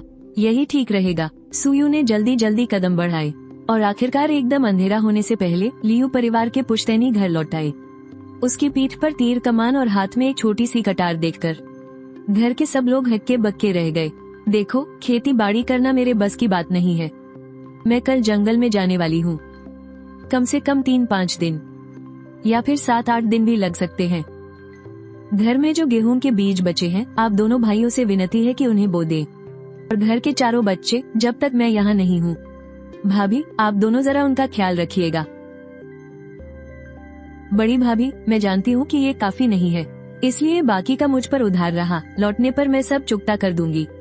इतना कहकर वो बिना कुछ सुने वहाँ से खिसक ली और पीछे लियू परिवार के लोग मुंह बाए खड़े रह गए। झांग ने सुयू के बारे में अपनी पुरानी राय बदलने का फैसला कर लिया। अब उसे लग रहा था कि एक ही थैली के चट्टे बट्टे हैं। तीसरे बेटे की ये नई बहू तो बेशर्मी में बिल्कुल लियू जी पर ही गई है। अगले दिन मुंह अंधेरे ही सुयू उठ गई। उसने पानी खौलाकर एक बांस की नली में भर लिया और 10 अरबी भी उबाल ली। चकमक पत्थर जेब में डालिए, पीठ पर तीर कमान टांग लिया और अपनी कटार के हत्थे पर कपड़े की पट्टियां कसकर बांध ली। उसकी पूरी तैयारी हो चुकी थी। जैसे ही आसमान में पौ फटी, वो उत्तर की उन ऊंची ऊंची पहाड़ियों की तरफ निकल पड़ी।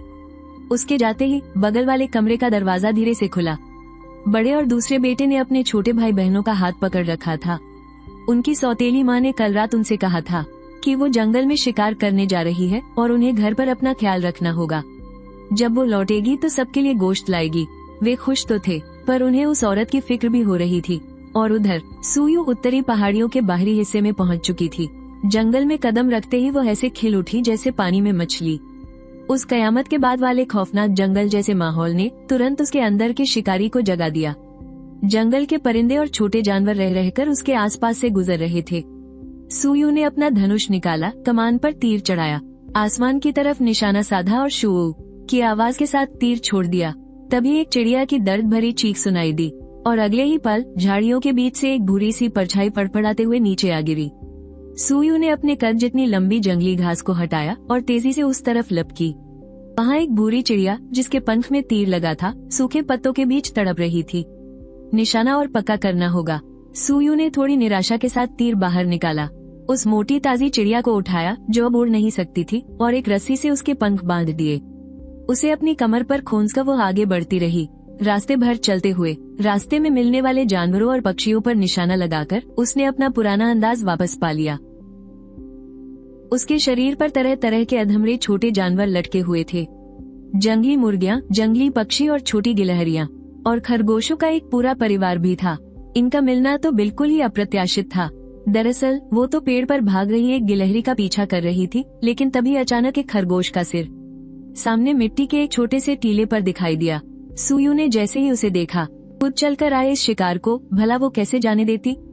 उसने बिजली की सी फुर्ती से आसपास के कुछ खरगोश के बिल ढूंढ निकाले और उन्हें पत्थरों से पूरी तरह बंद कर दिया। बस बाहर निकलने का एक ही रास्ता छोड़ा। फिर उसने कुछ गीले पत्तों को जलाया और उस घने धुएं के कारण सातों खरगोशों का पूरा परिवार बिल से बाहर भाग आया और उसने सबको जिंदा पकड़ लिया। ये सभी खरगोश काफी बड़े थे, साफ पता चल रहा था कि ये एक ही परिवार है। 2 बड़े वाले तो एकदम गोल मटोल थे और 5 छोटे खरगोश भी काफी तंदुरुस्त लग रहे थे। उनके भूरे बाल एकदम चिकने और चमकदार थे। वैसे सुयू को खरगोश का मांस खाना ज्यादा पसंद नहीं था, लेकिन उसे खरगोश की खाल बहुत पसंद थी। इससे बने कपड़े, दस्ताने और मफलर सर्दियों में बहुत गर्माहट देते हैं। अब क्योंकि उसके पास इतने सारे खरगोश थे, इसलिए सुयू को आसपास ही हवा से बचने के लिए एक पहाड़ी दर्रे में रुकना पड़ा। वो जो रतालू लाई थी वो खत्म हो चुके थे और पानी भी बस 1/3 ही बचा था। पहाड़ी की चट्टानों से पानी की एक पतली सी धार रिस रही थी। सुयू ने जंगल में पड़ी एक लकड़ी उठाई और उसे एक छोटा सा गड्ढा खोदकर थोड़ी देर इंतजार किया। धीरे धीरे पानी वहाँ इकट्ठा होने लगा और एक छोटा सा कुंड बन गया। अब तक पूरा अंधेरा हो चुका था। उसने आग जलाई और उस जंगली पक्षी को, जो फड़फड़ाकर एकदम निढाल हो चुका था, मारकर भून लिया। आज उसकी बहुत ज्यादा ऊर्जा खर्च हुई थी, इसलिए सिर्फ एक पक्षी से उसकी भूख मिटने वाली नहीं थी। तो सुयू ने उस जंगली मुर्गी को भी भून लिया। भुने हुए मांस पर चर्बी की एक चमकदार परत आ गई थी। एक बाइट लेते ही उसकी खुशबू और स्वाद मुंह में घुल गया। बहुत दिनों बाद मांस खाने को मिला था, इसलिए वो भूखे भेड़ियों की तरह उसे झटपट खा गई। कुछ ही देर में उसने पूरा पक्षी और जंगली मुर्गी चट कर दी, हड्डियां तक साफ कर दी। पेट भरने के बाद उसने आग में कुछ और लकड़ियां डाली और सोने के लिए लेट गई। उसे अपनी ताकत बचानी थी। पहाड़ों में दिन और रात के तापमान में बहुत अंतर होता है, इसलिए सुयू ने खुद को सूखे पत्तों से पूरी तरह ढक लिया। इससे उसे गर्माहट भी मिली और वो छिप भी गई, ताकि रात में शिकार के लिए निकले किसी बड़े जंगली जानवर की नजर उस पर न पड़े। लेकिन आधी रात को अचानक से बारिश होने लगी। बारिश से आग बुझ गई और तभी ठंडी हवा का एक तेज झोंका आया। ठंड के मारे सुयू एकदम सिहर उठी और उसकी नींद खुल गई। बारिश के मौसम में जानवर बाहर निकलना पसंद नहीं करते, इसलिए वो बारिश में ही वहाँ से निकल पड़ी और एक गुफा की तलाश करने लगी। आखिरकार जब सुबह की पहली किरण फूटी तो उसे झाड़ियों के बीच छिपी एक प्राकृतिक गुफा मिल गई। वो पूरी तरह भीग चुकी थी और सुयू अब बहुत ज्यादा थक चुकी थी। उसे नींद भी आ रही थी, लेकिन उसने आराम करने की हिम्मत नहीं की। उसने कुछ ऐसी सूखी टहनियां खोजी जो ज्यादा गीली नहीं थी और गुफा के अंदर आग जला ली। आग जलते ही उसके शरीर की जो गर्माहट तेजी से कम हो रही थी वो धीरे धीरे वापस आने लगी। थोड़ी राहत मिलने के बाद ही सुयू ने अपनी उस गुफा को ध्यान से देखा। यह एक प्राकृतिक गुफा थी। अंदर से जगह बहुत ज्यादा तो नहीं थी, लेकिन इसकी ऊंचाई काफी अच्छी थी और सबसे अच्छी बात, वहाँ किसी जानवर का मल नहीं था, जिसका मतलब था कि यह किसी जानवर का घर नहीं था। सच में ये रुकने के लिए एक बेहतरीन ठिकाना था। सुयू ने उसी वक्त फैसला कर लिया कि अगले कुछ दिन वो यहीं रहेगी। पूरी सुबह लगाकर सुयू ने उन 7 खरगोशों को अच्छी तरह से साफ किया। उसने बहुत ही सफाई से उनकी खाल उतारी जो एकदम साबुत थी, और फिर राख का इस्तेमाल करके उसे सूखने के लिए रख दिया और सारे मांस को एक साथ भून लिया। अब जब भी उसे भूख लगेगी वो बस इसे थोड़ा गर्म करके खा सकेगी। दोपहर तक जब बारिश पूरी तरह रुक गई तो सुयू ने गुफा को अच्छे से छिपा दिया और अपने हथियार उठाकर पानी की तलाश में निकल पड़ी। रास्ते में सुयू को कई जंगली जानवरों के पैरों के ताजे निशान मिले। इनमें सबसे ज्यादा निशान भेड़ियों और बंदरों के थे। मतलब आसपास कम से कम एक बंदरों का झुंड और एक भेड़ियों का झुंड जरूर था। सुयू पूरे रास्ते उनसे बचकर चलती रही। पानी के ठिकाने की तरफ बढ़ते हुए उसने 2 तीर चलाए और एक नेवले और एक छोटे हिरन का शिकार किया। कल के अभ्यास के बाद अब उसका निशाना एकदम अचूक हो गया था। उसने जानबूझकर उन्हें जिंदा रखा था, इसलिए कोई भी तीर जानलेवा जगह पर नहीं मारा। जंगल में डंडों की कोई कमी तो थी नहीं। सुयू ने एक मोटी टहनी काटी, दोनों शिकारों को उस टहनी पर बांधा और उसे कंधे पर टिकाकर पानी के पास पहुंच गई। ये पहाड़ की चोटी के बीचों बीच प्राकृतिक रूप से बना एक छोटा सा तालाब था। पानी बहुत कम और एकदम साफ था। हैरानी की बात तो ये थी कि उसमें मछलियां भी थीं, और सबसे अजीब बात तो ये थी कि यहाँ की मछलियां छिपना भी नहीं जानती थी। उसने जब भी हाथ डाला एक मछली पकड़ ली। थोड़ी ही देर में सुयू ने 2-3 किलो वजन वाली 6 मछलियां पकड़ ली।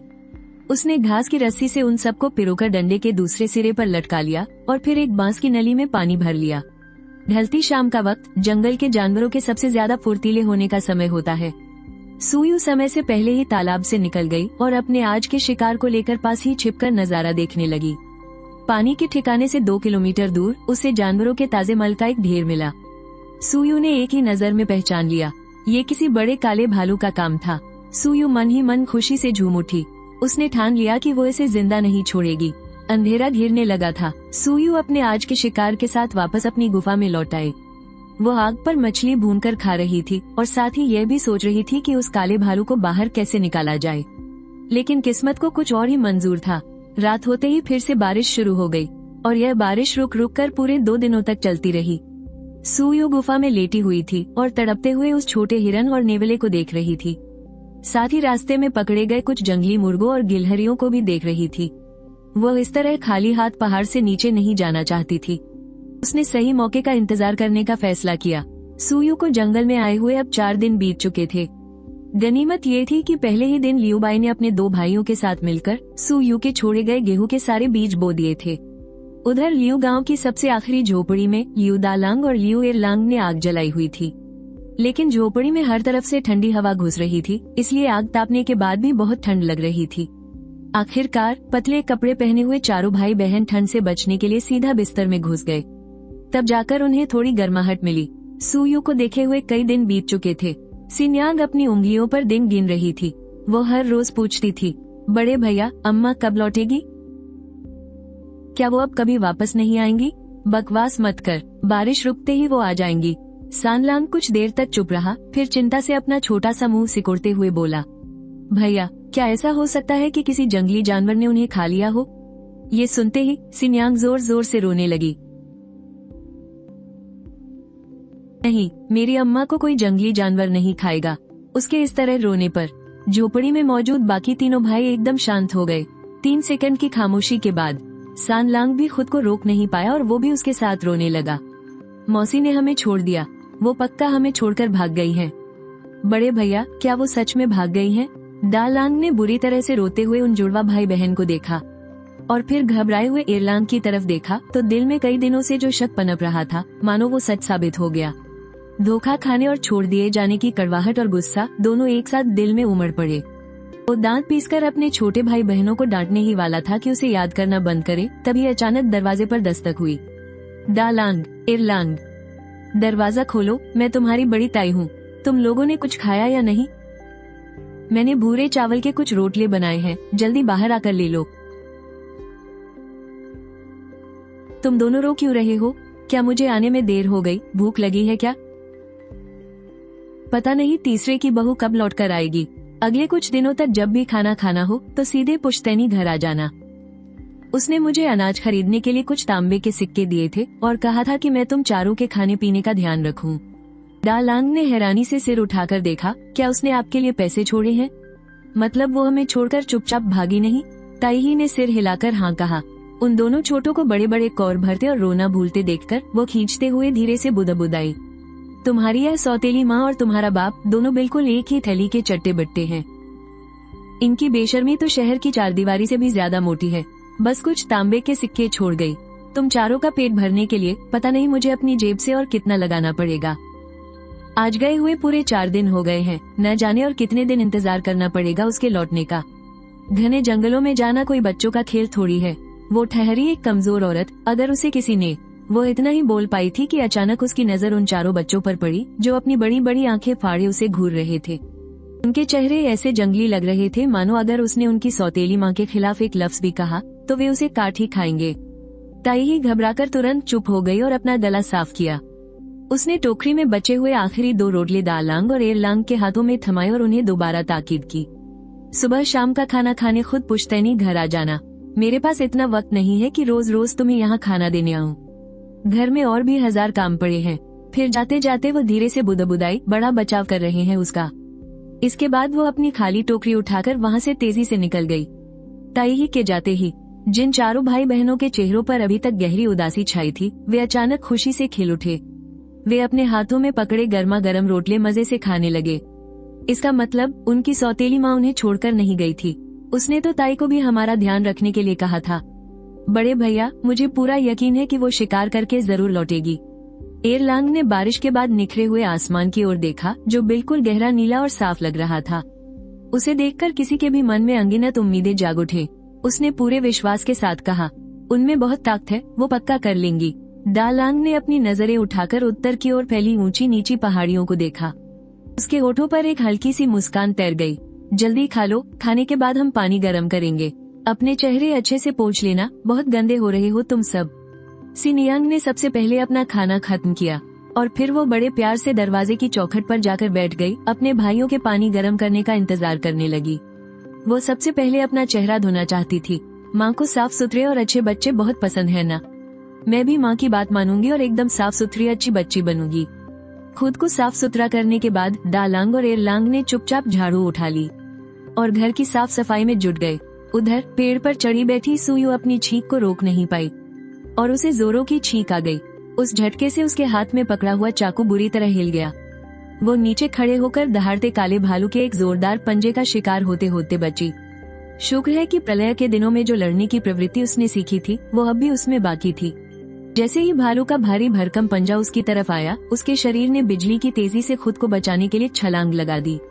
लेकिन उसके इस तरह छलांग लगाने का एक नुकसान भी हुआ। जो काला भालू अब तक पेड़ के नीचे उसके चंगुल में फंसा था, उसने भी पूरी ताक लगाकर पेड़ पर छलांग लगा दी। वो भालू अब सीधे पेड़ की एक टहनी पर खड़ा था और उन दोनों के बीच 2 मीटर से भी कम का फासला रह गया था। दोनों एक दूसरे की आंखों में घूर रहे थे, लेकिन सुयू ने एक पल की भी झिझक नहीं दिखाई। उसने तुरंत अपना तीर निकाला, कमान खींची और पलक झपकते ही एक तीर छोड़ दिया। तीर बिल्कुल सटीक निशाने पर काले भालू के शरीर में जाकर लगा, लेकिन इस वार में ज्यादा ताकत नहीं थी, जिससे भालू की मोटी चमड़ी पर बस हल्की सी खरोंच ही आई। और इसका नतीजा ये हुआ कि वो खूंखार भालू अब और भी बुरी तरह से बौखला गया। दहाड़ते हुए वो अचानक सुयू पर झपट पड़ा और जैसे ही उस काले भालू ने छलांग लगाई, सुयू ने अपनी तेज धार वाली छोटी छुरी निकाल ली थी। वो एक तरफ घूमी, अपने घुटने मोड़े और अपनी लगभग पूरी ताकत लगाकर भालू के पेट के उस इकलौते सफेद हिस्से पर निशाना साधा और जोर से छुरी घोंप दी। खच ग्रर। उसकी वो दर्दनाक दहाड़ सुनकर ऐसा लगा जैसे आधा पहाड़ ही कांप उठा हो। जो काला भालू एक पल पहले तक जान लेने पर उतारू था, पलक झपकते ही वो एक भारी धड़ाम की आवाज के साथ जमीन पर गिर पड़ा। सुयू के एक हाथ में खून से सनी छुरी थी। उसने अपने शरीर का पूरा वजन डालते हुए जमीन पर तड़पते हुए उस भालू पर एक और वार कर दिया। एक छोटी सी दर्द भरी चीख के बाद उस काले भालू ने हार मानकर दम तोड़ दिया। भालू के ऊपर बैठी सुयू ने अपनी छुरी बाहर निकाली और बड़ी ही आदत के साथ अपने चेहरे पर लगा भालू का वो गर्म खून पोंछ लिया। अपने नीचे मरे पड़े उस भालू को देखकर उसके चेहरे पर एक बड़ी सी मुस्कान आ गई। इसके होते हुए ये सर्दियां बहुत आराम से कट जाएंगी। जब तक सुयू उस काले भालू को घसीटकर गुफा तक लाई, तब तक पूरा अंधेरा हो चुका था। ये भालू लगभग 350 किलो का रहा होगा। इसे उठाना सुयू के लिए आसान नहीं था, इसलिए उसने लकड़ियों से एक जुगाड़ वाली गाड़ी बनाई और उसे खींच कर ले आई। अगले दिन सुबह होते ही सुयू ने भालू और बाकी सभी शिकारों को उस लकड़ी की गाड़ी पर बांधा और पहाड़ से नीचे उतरने लगी। वो उस रास्ते से नहीं गई जहाँ से वो आई थी, बल्कि उसने पहाड़ का चक्कर काटा और सीधा काइयांग शहर की तरफ चल पड़ी। शेंग राज्य में रात की कोई पाबंदी तो नहीं थी, लेकिन शाम के 7 बजते ही शहर के दरवाजे बंद हो जाते थे और किसी का भी आना जाना मना था। सुयू अपने भारी भरकम शिकार को खींचते हुए जैसे तैसे भाग दौड़ करके आखिरकार दरवाजे बंद होने से ठीक पहले काइयांग शहर में घुस गई। शहर के अंदर जाने के लिए एंट्री फीस देनी पड़ती थी, जो कि 1 सिक्का थी। सुयू ने शहर के दरवाजे पर ही लगभग 2 किलो का एक जंगली मुर्गा बेचा और 80 सिक्के कमाए। पैसे चुकाने के बाद ही उसे अंदर जाने मिला। शहर के दरवाजे पर खड़े पहरेदार उसकी गाड़ी पर लदे इतने बड़े काले भालू को देखकर बिल्कुल हक्के बक्के रह गए थे। कुछ ही देर में ये खबर जंगल की आग की तरह फैल गई कि कोई एक बड़ा काला भालू मार कर लाया है और उसे बेचने वाला है। और ये बात शहर के 2 बड़े भोजनालय के मालिकों तक भी पहुंच गई। क्या ये सच है? बिल्कुल सच है मालिक। मैंने अपनी पूरी जिंदगी में इतना बड़ा भालू नहीं देखा। उसका सिर मेरे 2 सिरों से भी बड़ा था। आप जल्दी चलिए, अगर देर हो गई तो सामने वाले उसे खरीद लेंगे। उधर सुयू इस वक्त शहर के दरवाजे के पास एक ठेले पर वॉन्टन खा रही थी। उसने एक ही बार में सुअर के मांस वाले वॉन्टन के 5 कटोरे ऑर्डर कर दिए। एक कटोरा 8 सिक्के का था। 40 तांबे के सिक्के ठेले वाले की मेज पर पटक कर वो वहाँ रखी इकलौती चौकोर मेज पर आराम से बैठ गई। उसने कटोरा उठाया और बिना रुके मजे से गपागप खाने लगी। दुकानदार के वॉन्टन बनाने की रफ्तार उसके खाने की रफ्तार से बहुत धीमी थी। वो लगातार 3 कटोरे खा चुकी थी और चौथा अभी बर्तन में उबल ही रहा था। दुकानदार ने अपने माथे का पसीना पोंछते हुए माफी मांगी। हुजूर, जरा सब्र कीजिए, बस पक ही रहा है। जब मालिक फान वहाँ पहुँचे, सुयू ने बस अपना 5वां कटोरा खत्म ही किया था। उसका पेट अब काफी हद तक भर चुका था। उसके चेहरे पर एक सुकून था। जब से वो इस नई दुनिया में आई थी, ये उसका पहला ढंग का खाना था। लड़की, क्या ये काला भालू तुमने मारा है? मालिक फान ने हैरानी से पूछा। किसी को भालू के बारे में पूछते सुन सुयू अपनी छुरी लेकर खड़ी हो गई। हाँ, ये मेरा है। क्या तुम्हें चाहिए? अगर आप पूरा ले ले तो मैं आपको थोड़ा सस्ता लगा दूंगी। सेठ फैन ने सुयुए को ऊपर से नीचे तक देखा और फिर काले भालू को देखा और खुद को रोक न पाते हुए पूछ ही लिया, क्या ये सब तुम अकेली ही पहाड़ से ढोकर लाई हो लड़की? ये सारे शिकार तो एकदम ताजे लग रहे हैं। इस काले भालू को मैंने कल शाम को ही मारा है। मौसम भी ज्यादा गर्म नहीं है, इसलिए सब एकदम बढ़िया हालत में है। तो तुम इस काले भालू को कितने में बेचने का सोच रही हो? आप कितने पैसे देंगे? वो बस अभी अभी शहर में आई थी और वॉन्टन की खुशबू ने उसे ऐसा खींचा कि उसे इन शिकारों की कीमत पता करने का वक्त ही नहीं मिला। सेठ फैन ने थोड़ा सोचा और अंदाजा लगाते हुए एक कीमत बताई। 80 तायल। सुयुए तुरंत अपने दिमाग में हिसाब लगाने लगी। यू गांव के सबसे बेहतरीन रहन सहन के हिसाब से 5 लोगों के परिवार का 1 साल का खर्चा लगभग 20 तायल आता है। तो इन 80 तायल का मतलब है 4 साल तक खूब खाओ पियो और ऐश करो। ये सौदा बुरा नहीं है। भालू का मांस असल में बहुत ज्यादा महंगा नहीं होता, बस सुअर के मांस से थोड़ा ही महंगा होता है। एक जिन 50-60 सिक्कों में बिक जाता है और उसका ये काला भालू तो 700 जिन का है। अगर बीच का हिसाब लगाएं तो सिर्फ मांस ही करीब 40 तायल में बिक जाएगा। असली कीमत तो भालू की खाल, उसके पित्त और पंजों की है। उनके लिए भी 40 तायल ठीक ही है। ठीक है, 80 तायल में पक्का। सुयुए ने खुशी खुशी एक जंगली मुर्गा भी मुफ्त में दे दिया। क्या मैं इसे आपके लिए अंदर रखवा दूं? सेठ और नौकर को उस भारी भालू के सामने बेबस खड़ा देखकर सुयुए ने अपना चाकू और तीर कमान गाड़ी पर रखा और एक झटके में पूरी गाड़ी ही उठा ली। उसने सेठ फैन की तरफ इशारा करते हुए कहा कि वो आगे चले। उस भारी भरकम भालू के पहाड़ को अपने सामने से हवा में उड़ते देख सेठ फैन का मुंह खुला का खुला रह गया। ये लड़की, सेठ फैन हकलाने लगे। आगे से सुयुए चिल्लाई, चलिए भी, उसे अपने पैसे भी तो लेने थे। धम्म की एक भारी आवाज के साथ सुयुए ने काले भालू को गाड़ी से नीचे खींचा और सराय की रसोई में पहले से बिछाए गए केले के पत्तों पर रख दिया। सराय के कई ग्राहक भी उत्सुकता से वहां इकट्ठा हो गए। सब रसोई के दरवाजे पर खड़े होकर उस विशाल काले भालू की एक झलक पाना चाहते थे। ऐसे खूंखार जानवर कुछ लोगों ने तो अपनी पूरी जिंदगी में शायद पहली बार ही देखे थे। भालू को उठाते वक्त सुयुए के हाथों में खून लग गया था। सेठ फैन ने जल्दी से नौकर से कहा कि वो उसके हाथ धोने के लिए एक बर्तन में गर्म पानी लाए।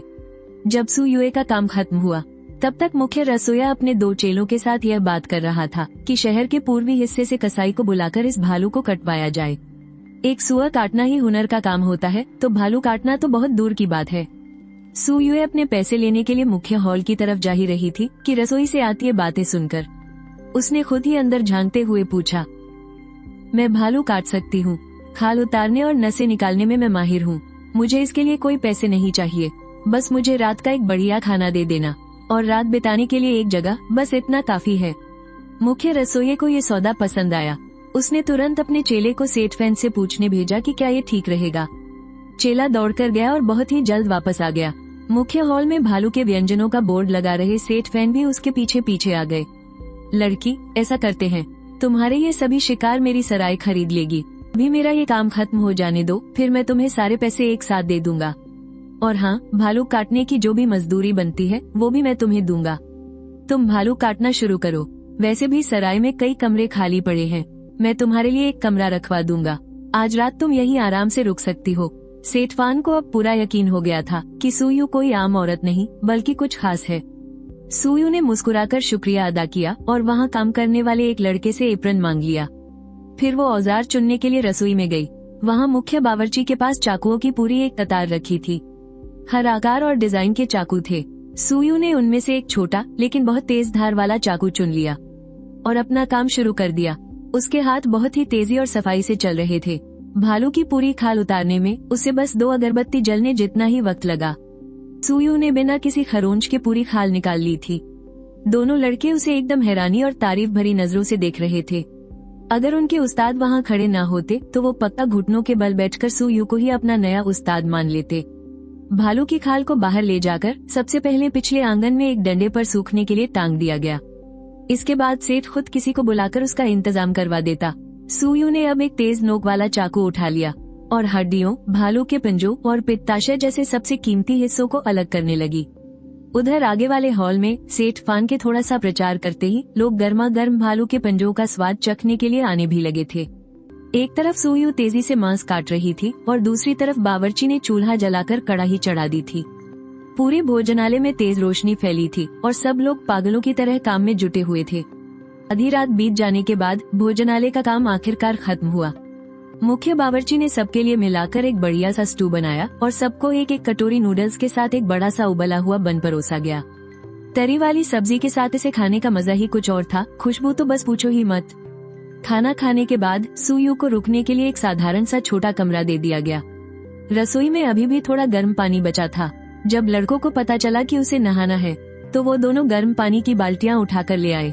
सुयू ने पानी से भरे उस बड़े से टब में खुद की परछाई देखी और पानी में दिख रही उस उलझे बालों वाली चुड़ैल को देखकर खुद ही डर गई। पहाड़ों में इतने दिनों से उसने नहाना धोना जो नहीं किया था। उसका शरीर गंदा था और बदबू भी आ रही थी। उसने झटपट दरवाजा अंदर से बंद किया और अच्छे से नहाकर बाल धोए। लेकिन दिक्कत ये थी कि उसके पास बदलने के लिए कोई दूसरे कपड़े नहीं थे और बिना कपड़ों के तो रहा नहीं जा सकता था। हार मानकर उसने उसी गंदे जोड़े को झाड़ पोंछ कर वापस पहन लिया। रात बहुत गहरी हो चुकी थी। उसने पानी फेंका और बिस्तर पर जाते ही तकिए पर सिर रखते ही उसे गहरी नींद आ गई। इस दुनिया में आने के बाद से सुयू पहली बार इतने सुकून और चैन की नींद सोई थी। सुबह की पहली किरण के साथ ही सुयू की नींद अपने आप खुल गई। उसने जल्दी से अपना मुंह हाथ धोया, अपना तीर कमान और छोटा चाकू उठाया और सीधे मुख्य हॉल में आ गई। सेठ फान ने जैसे ही उसे आते देखा तुरंत उसका सारा हिसाब चुकाने आ गया। उसके सारे शिकार की कुल कीमत बनी थी 85 ताइल और 310 तांबे के सिक्के। सेठ फान ने उसे 20-20 ताइल के 4 चांदी के टुकड़े दिए और 5 ताइल के कुछ छोटे छोटे टुकड़े भी दिए। साथ ही 310 तांबे के सिक्के एक कपड़े की थैली में भरकर उसके हाथ में थमा दिए। पैसों से भरी वो थैली हाथ में लेते ही काफी भारी लग रही थी। वो एक बहुत बड़ी सी पोटली थी। सुयू को अब जाकर थोड़ा थोड़ा समझ आ रहा था कि अमीर होने का या जेब भारी होने का असली एहसास कैसा होता है। भोजनालय से निकलने के बाद सुयू ने पूरे कायांग शहर का चक्कर लगाया और अपनी जरूरत का सारा सामान खरीद लिया। 400 जिन बढ़िया चावल, 100 जिन साफ आटा और साथ ही 50 जिन सोयाबीन और 50 जिन बाजरा लिया। कुल मिलाकर 600 जिन अनाज था जो उसके और चारों बच्चों के लिए 4 महीने तक खाने के लिए काफी था। इससे वो लोग बड़े आराम से ये पूरी सर्दियां काट सकते थे। अनाज खरीदने के बाद सुयू कपड़ों की दुकान पर गई और वहाँ से 10-10 जिन की 3 भारी रजाइयाँ और एक पतली रजाई खरीदी। साथ ही ताड़ के पेड़ की छाल से बने 3 गद्दे भी लिए। इसके अलावा उसने 5 जिन रुई भी तुलवा ली और एक सबसे सस्ता सफेद सूती कपड़े का थान और एक नीले रंग के सूती कपड़े का थान भी खरीद लिया। एक थान लाल सूती कपड़ा जिसे नए साल के नए कपड़े बनाने के लिए रख लिया। दुकान में बने बनाए कपड़े भी बिक रहे थे जो पुराने या सेकंड हैंड थे। शायद गिरवी की दुकान से लाए गए कपड़े थे। सुयू को दाम काफी सही लगा और फिर अपने मैले कुचले कपड़ों को देखकर जो अब पहनने लायक नहीं बचे थे उसने तुरंत अपने लिए एक जोड़ी कपड़े चुन लिए। साथ ही चारों बच्चों के लिए भी एक एक जोड़ी कपड़े और सबके लिए एक एक जोड़ी जूते ले लिए। सुयू ने अपने लिए चमड़े के जूते लिए और चारों बच्चों के लिए सूती कपड़े के जूते। सभी जूते थोड़े पुराने थे। इन सब चीजों की खरीदारी में उसके 10 ताइल चांदी खर्च हो गई। पैसे चुकाते समय सुयू ने एक गहरी सांस ली। तभी तो लोग बाजार से कपड़ा खरीदकर घर पर ही सिलाई करते हैं। कपड़े की दुकान से निकलकर सुयू किराने की दुकान पर गई। वहाँ से उसने रोजमर्रा की जरूरत का सारा सामान लिया, जैसे तेल, नमक, मसाले, सिरका और रसोई के बर्तन। सारा सामान खरीदने के बाद सुयू उत्तरी शहर के दरवाजे के पास गई और 30 तांबे के सिक्के देकर एक बैलगाड़ी किराए पर ली। फिर गाड़ी वाले के साथ जाकर अपना खरीदा हुआ सारा अनाज गाड़ी में लदवाया। सामान से पूरी तरह लदी हुई बैलगाड़ी लेकर वो लियू परिवार के गांव की ओर लौट पड़ी। इस एक गाड़ी सामान के लिए उसकी 18 ताइल चांदी खर्च हुई थी। अब उसके पास 67 ताइल और 3 सिक्के बचे थे। सुयू ने तय किया कि वो मुश्किल वक्त के लिए 50 ताइल चांदी बचाकर रखेगी और बाकी बचे 17 ताइल से घर के लिए कुछ अच्छे और मजबूत फर्नीचर बनवाएगी। साथ ही अपनी उस टूटी फूटी झोपड़ी की मरम्मत करवाकर उसके चारों ओर एक पक्की चारदीवारी खड़ी करेगी। बिना चारदीवारी के घर में प्राइवेसी नाम की कोई चीज नहीं थी। घर में कोई भी कीमती सामान रखना सुरक्षित नहीं था। हमेशा यही डर लगा रहता था कि कोई उसे चुरा न ले। शाम होते होते वे दोनों सुरक्षित लियू परिवार के गांव पहुंच गए। सुयू का मन घर पर बैठे उन चारों छोटे बच्चों के पास पहुंचने के लिए बेताब था, लेकिन उसे अंदाजा नहीं था कि जैसे ही वो गांव में घुसेगी, एक आंटी ने उसे आवाज दी, अरे बहन, जल्दी से अपने घर जाकर देख, तेरा पति लियू लाओ सान लौट आया है। क्या लियू लाओ सान वापस आ गया? जिंदा लौटा है या मरा हुआ? ये शब्द सुयू की जुबान तक आ गए थे, लेकिन उसे लगा कि उसके मुंह से ये बात अच्छी नहीं लगेगी, इसलिए उसने सिर्फ भाभी जो की ओर देखकर सिर हिला दिया। उसने तुरंत गाड़ी वाले को जल्दी चलने को कहा और तेज कदमों से अपने घर की तरफ बढ़ने लगी। वो अभी घर पहुंची भी नहीं थी कि उसने देखा पहाड़ी पर बनी उसकी झोपड़ी के सामने लोगों की भारी भीड़ जमा थी। भाभी ने उसे देखते ही खुशी से चिल्लाकर कहा, अरे बहन, तुम आ गई। घर के दरवाजे पर जमा भीड़ ने सबने एक साथ पुल की तरफ देखा और भीड़ के बीच से एक रास्ता बन गया। तभी लिन एरबाओ का वही जाना पहचाना चेहरा फिर से नजर आया। सुयू ने अपने हाथ में पकड़े चाकू को और कस लिया और गाड़ी वाले से कहा कि डरे नहीं, बस वहीं रुककर इंतजार करे। वह अकेले ही आगे बढ़ी और चिढ़ते हुए तीखे लहजे में पूछा, तू फिर से यहाँ क्यों आ गया? हाँ, लियू जी अभी जिंदा था, लेकिन वो अधमरा सा पड़ा था और उसका पूरा शरीर नीले काले निशानों से भरा हुआ था। खासकर उसका वो सुंदर चेहरा जिस पर उसे बहुत घमंड था, अब इतना भयानक लग रहा था कि देखा भी नहीं जा रहा था। दालांग और उसके तीनों भाई बहन उसे घेर कर खड़े थे और उसे होश में लाने की कोशिश कर रहे थे, लेकिन सुयू को देखते ही उन चारों की आंखों में चमक आ गई। उन्होंने बिना सोचे समझे तुरंत लियू जी को वहीं छोड़ दिया और दौड़कर सुयू के पास आ गए। माँ, मौसी, चारों बच्चे उसके पीछे आकर खड़े हो गए। उन्होंने उसके एकदम नए कपड़ों को देखा और फिर पुल पर खड़ी सामान से लदी बैलगाड़ी को देखा। वे समझ गए कि उसने जरूर कोई बड़ा शिकार पकड़ा होगा। बच्चे खुशी से झूम उठे। सुयू ने उन चारों बच्चों की तरफ देखा। उसने एक एक करके उनके सिर पर हाथ फेरा और प्यार से कहा, दालांग, एरलांग, तुम लोग अपने छोटे भाई बहनों को लेकर अंदर कमरे में जाओ, यहाँ मैं हूँ न। दालांग ने सुयू की तरफ गहरी नजरों से देखा। वो कुछ सेकंड तक रुका और फिर चुपचाप अपने भाई बहनों को लेकर अंदर चला गया। जैसे ही चारों भाई बहनों ने दरवाजा बंद किया, सुयू के हाथ का चाकू झटके से ऊपर उठा और हवा की रफ्तार से पलक झपकते ही लिन एरबाओ की गर्दन पर जा लगा। ये देखकर वहाँ खड़े गांव वाले और लियू परिवार के लोग बुरी तरह डर गए और सबने एक साथ सदमे में गहरी सांस ली। लिन एरबाओ के साथ आए गुंडों ने भी तुरंत अपने हथियार उठा लिए। उन्होंने सुयू को घेर लिया और हमला करने ही वाले थे कि वो गुर्राई, अगर कोई अपनी जगह से हिला तो मैं उसे जान से मार दूंगी। लिन एरबाओ को अपनी गर्दन पर ठंडी धार महसूस हो रही थी और चाकू के हत्थे से आ रही खून की सड़ान सीधे उसकी नाक में घुस रही थी। डर के मारे उसके रोंगटे खड़े हो गए। वो चिल्लाया, सबके सब पीछे हटो, रुक जाओ, कोई अपनी जगह से नहीं हिलेगा। छिन्यागजी, तुम्हारा क्या मतलब है इस सब से? सुयू ने जमीन पर पड़े उस अधमरे आदमी की तरफ देखा और ताना मारते हुए कहा, मैं भी तुमसे यही पूछना चाहती थी। हमारी बात हुई थी कि उसे जिंदा वापस मत लाना, फिर ये सब क्या है? लियू लाओसान ने बिल्कुल सही कहा था, तुम सच में एक जहरीली डायन हो। मैंने भलाई का काम किया और इस आदमी को जिंदा वापस ले आया। तुम शुक्रगुजार तो नहीं हो, उल्टा मेरी ही जान लेने पर तुली हो। सुयू ने तीखे स्वर में पूछा, तुमने इसे वापस तो कर दिया, लेकिन उस कर्ज का क्या वो माफ हो गया? बिल्कुल नहीं। सुयू की आंखें गुस्से से सिकुड़ गईं। उसकी उस खूंखार नजर को देखकर लिन एरबाओ की रूह कांप गई। उसने सपने में भी नहीं सोचा था कि लियू लाओसान के घर में ऐसी खूंखार औरत भी होगी। अगर उसे पता होता तो वो आज यहाँ कभी नहीं आता। वो सुयू को शांत होने के लिए कहने ही वाला था कि तभी सुयू ने खुद ही अपना चाकू पीछे कर लिया और अपना हाथ आगे बढ़ा दिया। लिन एरबाओ पूरी तरह से चकरा गया। उसने घबराहट में अपनी गर्दन को छुआ। गर्दन सही सलामत थी। उसने राहत की एक लंबी सांस ली। क्या चाहिए? उसने पूछा। सुयू ने कड़क आवाज में कहा, कर्ज की पर्ची। लिन एरबाओ ने तुरंत अपने गुंडों को पीछे हटने का इशारा किया, जो मौका देखकर सुयू पर हमला करना चाहते थे। उसे पता था कि उनके उन 2 कौड़ी के पैतरों से इस खूंखार औरत का बाल भी बांका नहीं होने वाला। उसने डरते डरते कई बार सुयू की तरफ देखा और फिर धीरे से वो पर्ची निकाली, जो उसने अभी अभी बूढ़े लियो और बाकी लोगों को दिखाई थी।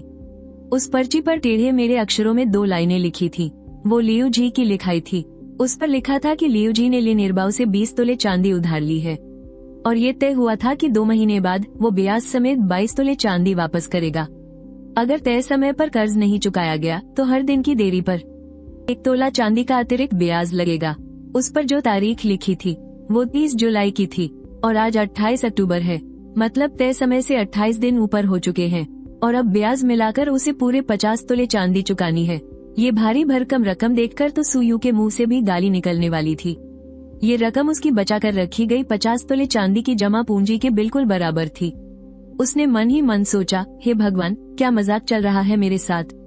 बूढ़े लियो का परिवार साल भर जी तोड़ मेहनत करता था। खेतों की कमाई और घर की औरतों के कपड़े बुनने से आने वाले पैसों को मिला भी ले तो वो साल भर में बस 2-3 तोले चांदी ही बचा पाते थे। लियो गांव के किसी भी इंसान के लिए ये कर्ज सोच से भी परे एक बहुत बड़ी रकम थी। अगर लियो जी अभी जमीन पर बुरी तरह से पिटा हुआ ना पड़ा होता तो बूढ़ा लियो खुद अपने हाथों से इस नालायक बेटे का गला घोट देता। और सुयू का भी कुछ ऐसा ही हाल था। गुस्से से उसकी मुठियां बार बार कस रही थी और ढीली हो रही थी। दांत पीसने की किट किट आवाज सुनकर ही रूह कांप जाए। हमारा पैसा भी कोई आसमान से नहीं टपकता। मेरे और मेरे भाइयों के घर में बूढ़े माँ बाप हैं, बीवी बच्चे हैं, पूरे घर का पेट हम ही पालते हैं। अगर ये पैसा नहीं मिला ना तो हम भी सड़क पर आ जाएंगे। ये बात उसने ऐसे कही मानो सुयू ने ही उस पर कोई जुल्म कर दिया हो। हे भाभी और च्यू भाभी पुल पर सामान से लदी बैलगाड़ी को देखकर पूछना चाहती थी कि क्या इस बार जंगल से कुछ अच्छी कमाई हुई है, शायद उससे कर्ज चुकता हो जाए। लेकिन इससे पहले कि वो मुंह खोलती, बूढ़े लियो और झांग ने उन्हें घूरकर चुप करा दिया। सुयू ने गहरी सांस ली। उसका गुस्सा शांत होने का नाम नहीं ले रहा था। उसने जमीन पर पड़े उस आदमी के पिछवाड़े पर जोर से लात मारी। आदमी का शरीर हल्का सा कांप उठा, आंखें कसकर बंद किए हुए, हिलने तक की हिम्मत नहीं हुई, बिल्कुल भी नहीं। सुयू ने अपने चारों ओर खड़ी भीड़ को देखा, आंखें बंद करके एक ठंडी आह भरी और लिन एरबाओ, बूढ़े लियो और झांग को इशारा किया, चलो जरा अलग चलकर बात करते हैं। बूढ़े लियो और झांग ने एक दूसरे को देखा और सिर हिलाकर मान गए। दोनों बुजुर्गों को अब तक समझ आ चुका था कि उनके तीसरे बेटे की बहू सच में बहुत धाकड़ है। वो तो लिन एरबाओ से भी नहीं डरती। क्या पता उसके पास कोई तरकीब हो। उधर लिन एरबाओ अंदर से बुरी तरह डरा हुआ था, लेकिन अपने आदमियों के सामने वो भाईगिरी की इज्जत भी तो नहीं गंवा सकता था ना। उसने सुयू की तरफ ठुड्डी उठाकर इशारा किया और अकेले में बात करने के लिए किनारे चला गया। चारों घर के पीछे आ गए, जहाँ गांव वालों की चुपती नजरें नहीं पहुँच सकती थी। बापू, माँ, मैंने आप दोनों को यहाँ इसलिए बुलाया है ताकि आप गवाह बन सके। किस बात के गवाह? ये जो कर्ज है ना, मैं तुम पर एक एहसान कर रही हूँ। सच सच बताओ, कितना चुकाना है? मुझे एक सही रकम बताओ।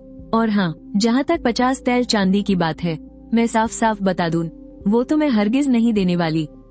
सुयू ने नजरें झुकाकर अपने हाथ में पकड़े चाकू को देखा और फिर लिन एरबाओ के हाथ में कसकर पकड़ी हुई कुदाल को। वो जानती थी कि लिन एरबाओ के ऊपर भी कोई आका है। ये पैसा भले ही लिन एरबाओ के नाम पर दिया गया हो, लेकिन ये इसका तो बिल्कुल नहीं है। अगर यही बात कुछ देर पहले की होती और सुयू कहती कि वो उस पर एहसान कर रही है, तो लिन एरबाओ पक्का ठहाका मारकर हंस पड़ता। लेकिन अब अचानक उसे लगा कि इस बात पर विचार किया जा सकता है। गुंडागर्दी की इस दुनिया में कब किस पर वार हो जाए, कौन जानता है। क्या पता कल को सुयू का ये एहसान ही उसके काम आ जाए। लिन एरबाओ हिसाब लगा रहा था और सुयू ने भी उस पर कोई दबाव नहीं डाला। वो शांति से इंतजार करती रही। बूढ़े लियो और झांग दीवार के कोने से सटकर खड़े थे। उनके दिल धक धक कर रहे थे, डर के मारे जैसे सीने से ही बाहर आ जाएंगे। अचानक लिन एरबाओ ने एक गहरी सांस छोड़ी और बेबसी से सुयू को देखते हुए बोला, चिन भाभी, अगर कल को तुम हमें मिली ही नहीं तो हम क्या करेंगे? सुयू के होठों पर एक मुस्कान तैर गई। उसने एक व्यंग्य भरी हंसी हंसी, लेकिन कोई जवाब नहीं दिया। लिन एरबाओ समझ गया कि उसके पास तो कोई और रास्ता ही नहीं है, वरना एक फूटी कौड़ी भी वापस नहीं मिलेगी और क्या पता जान भी यहीं गंवानी पड़ जाए। लिन एरबाओ का शक बिल्कुल सही था। सुयू तो लियू जी को घास तक नहीं डालती थी। वो जिए या मरे उसे कोई परवाह नहीं थी। उसे सिर्फ एक ही चीज से मतलब था, और वो था इस लियू गांव में रहना, एक इज्जतदार इंसान की तरह, ताकि उसे दर दर की ठोकरें ना खानी पड़े। लिन निर्बाओ ने कई बार गहरी सांस ली। उसका दिमाग तेजी से दौड़ा और उसने खटाखट कुछ हिसाब लगाया। आखिर में उसने एक रकम बताई, 38 तोले। ये सबसे कम है। अगर तुम इतना भी नहीं चुका सकती तो आगे बात करने का कोई फायदा नहीं। लिन निर्बाओ भी अड़ गया था। ये रकम उसकी आखिरी हद थी, वरना वो अपने आकाओं को क्या मुंह दिखाता। वैसे भी उसकी मौत पक्की थी। ठीक है, कर्जे की रसीद लाओ। कागज कलम तो होगा तुम्हारे पास?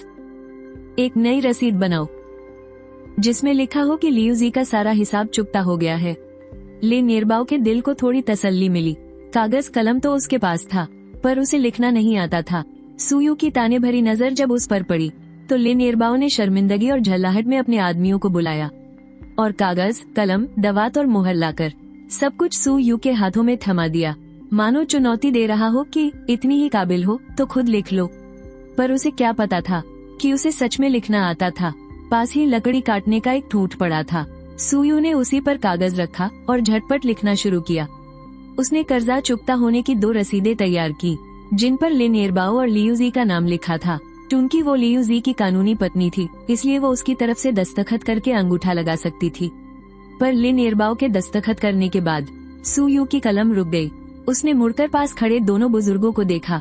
पिताजी, माँ जी, इस कागज पर अंगूठा लगाने से पहले आपको मुझे एक वचन देना होगा। कहो बेटी। मैं लियू जी का ये कर्जा चुका तो दूंगी, लेकिन आज के बाद से उसकी जान पर मेरा हक होगा। अब से इस घर में और लियू जी की जिंदगी में सिर्फ मेरी चलेगी। आपको मेरा साथ देना होगा और मेरे किसी भी फैसले में कोई दखलंदाजी नहीं करनी होगी, वरना मैं यहाँ दस्तखत नहीं करूंगी। उस कमीने लियू जी को बाहर सड़कर मरने दो। बहू, मैं जानता हूँ कि मेरा बेटा एक नंबर का नालायक है। तुम्हारी जैसी समझदार लड़की का उससे ब्याह होना सच में तुम्हारे साथ बहुत बड़ा अन्याय है। आज तुमने पिछली सारी बातें भुलाकर उसका कर्जा चुकाने का जो फैसला किया है, उससे मुझे यकीन हो गया है कि तुम एक बहुत अच्छी इंसान हो। आज से इस घर में सिर्फ तुम्हारी ही चलेगी। अगर इसके बाद भी वो नालायक नहीं सुधरा और अपनी हरकतों से बाज नहीं आया, तो तुम उसे जान से भी मार देना। मैं और तुम्हारी माँ तुम्हें कभी दोष नहीं देंगे। ठीक है, अगर आप और माँ जी ये वचन देते हैं तो मैं बेफिक्र हूँ।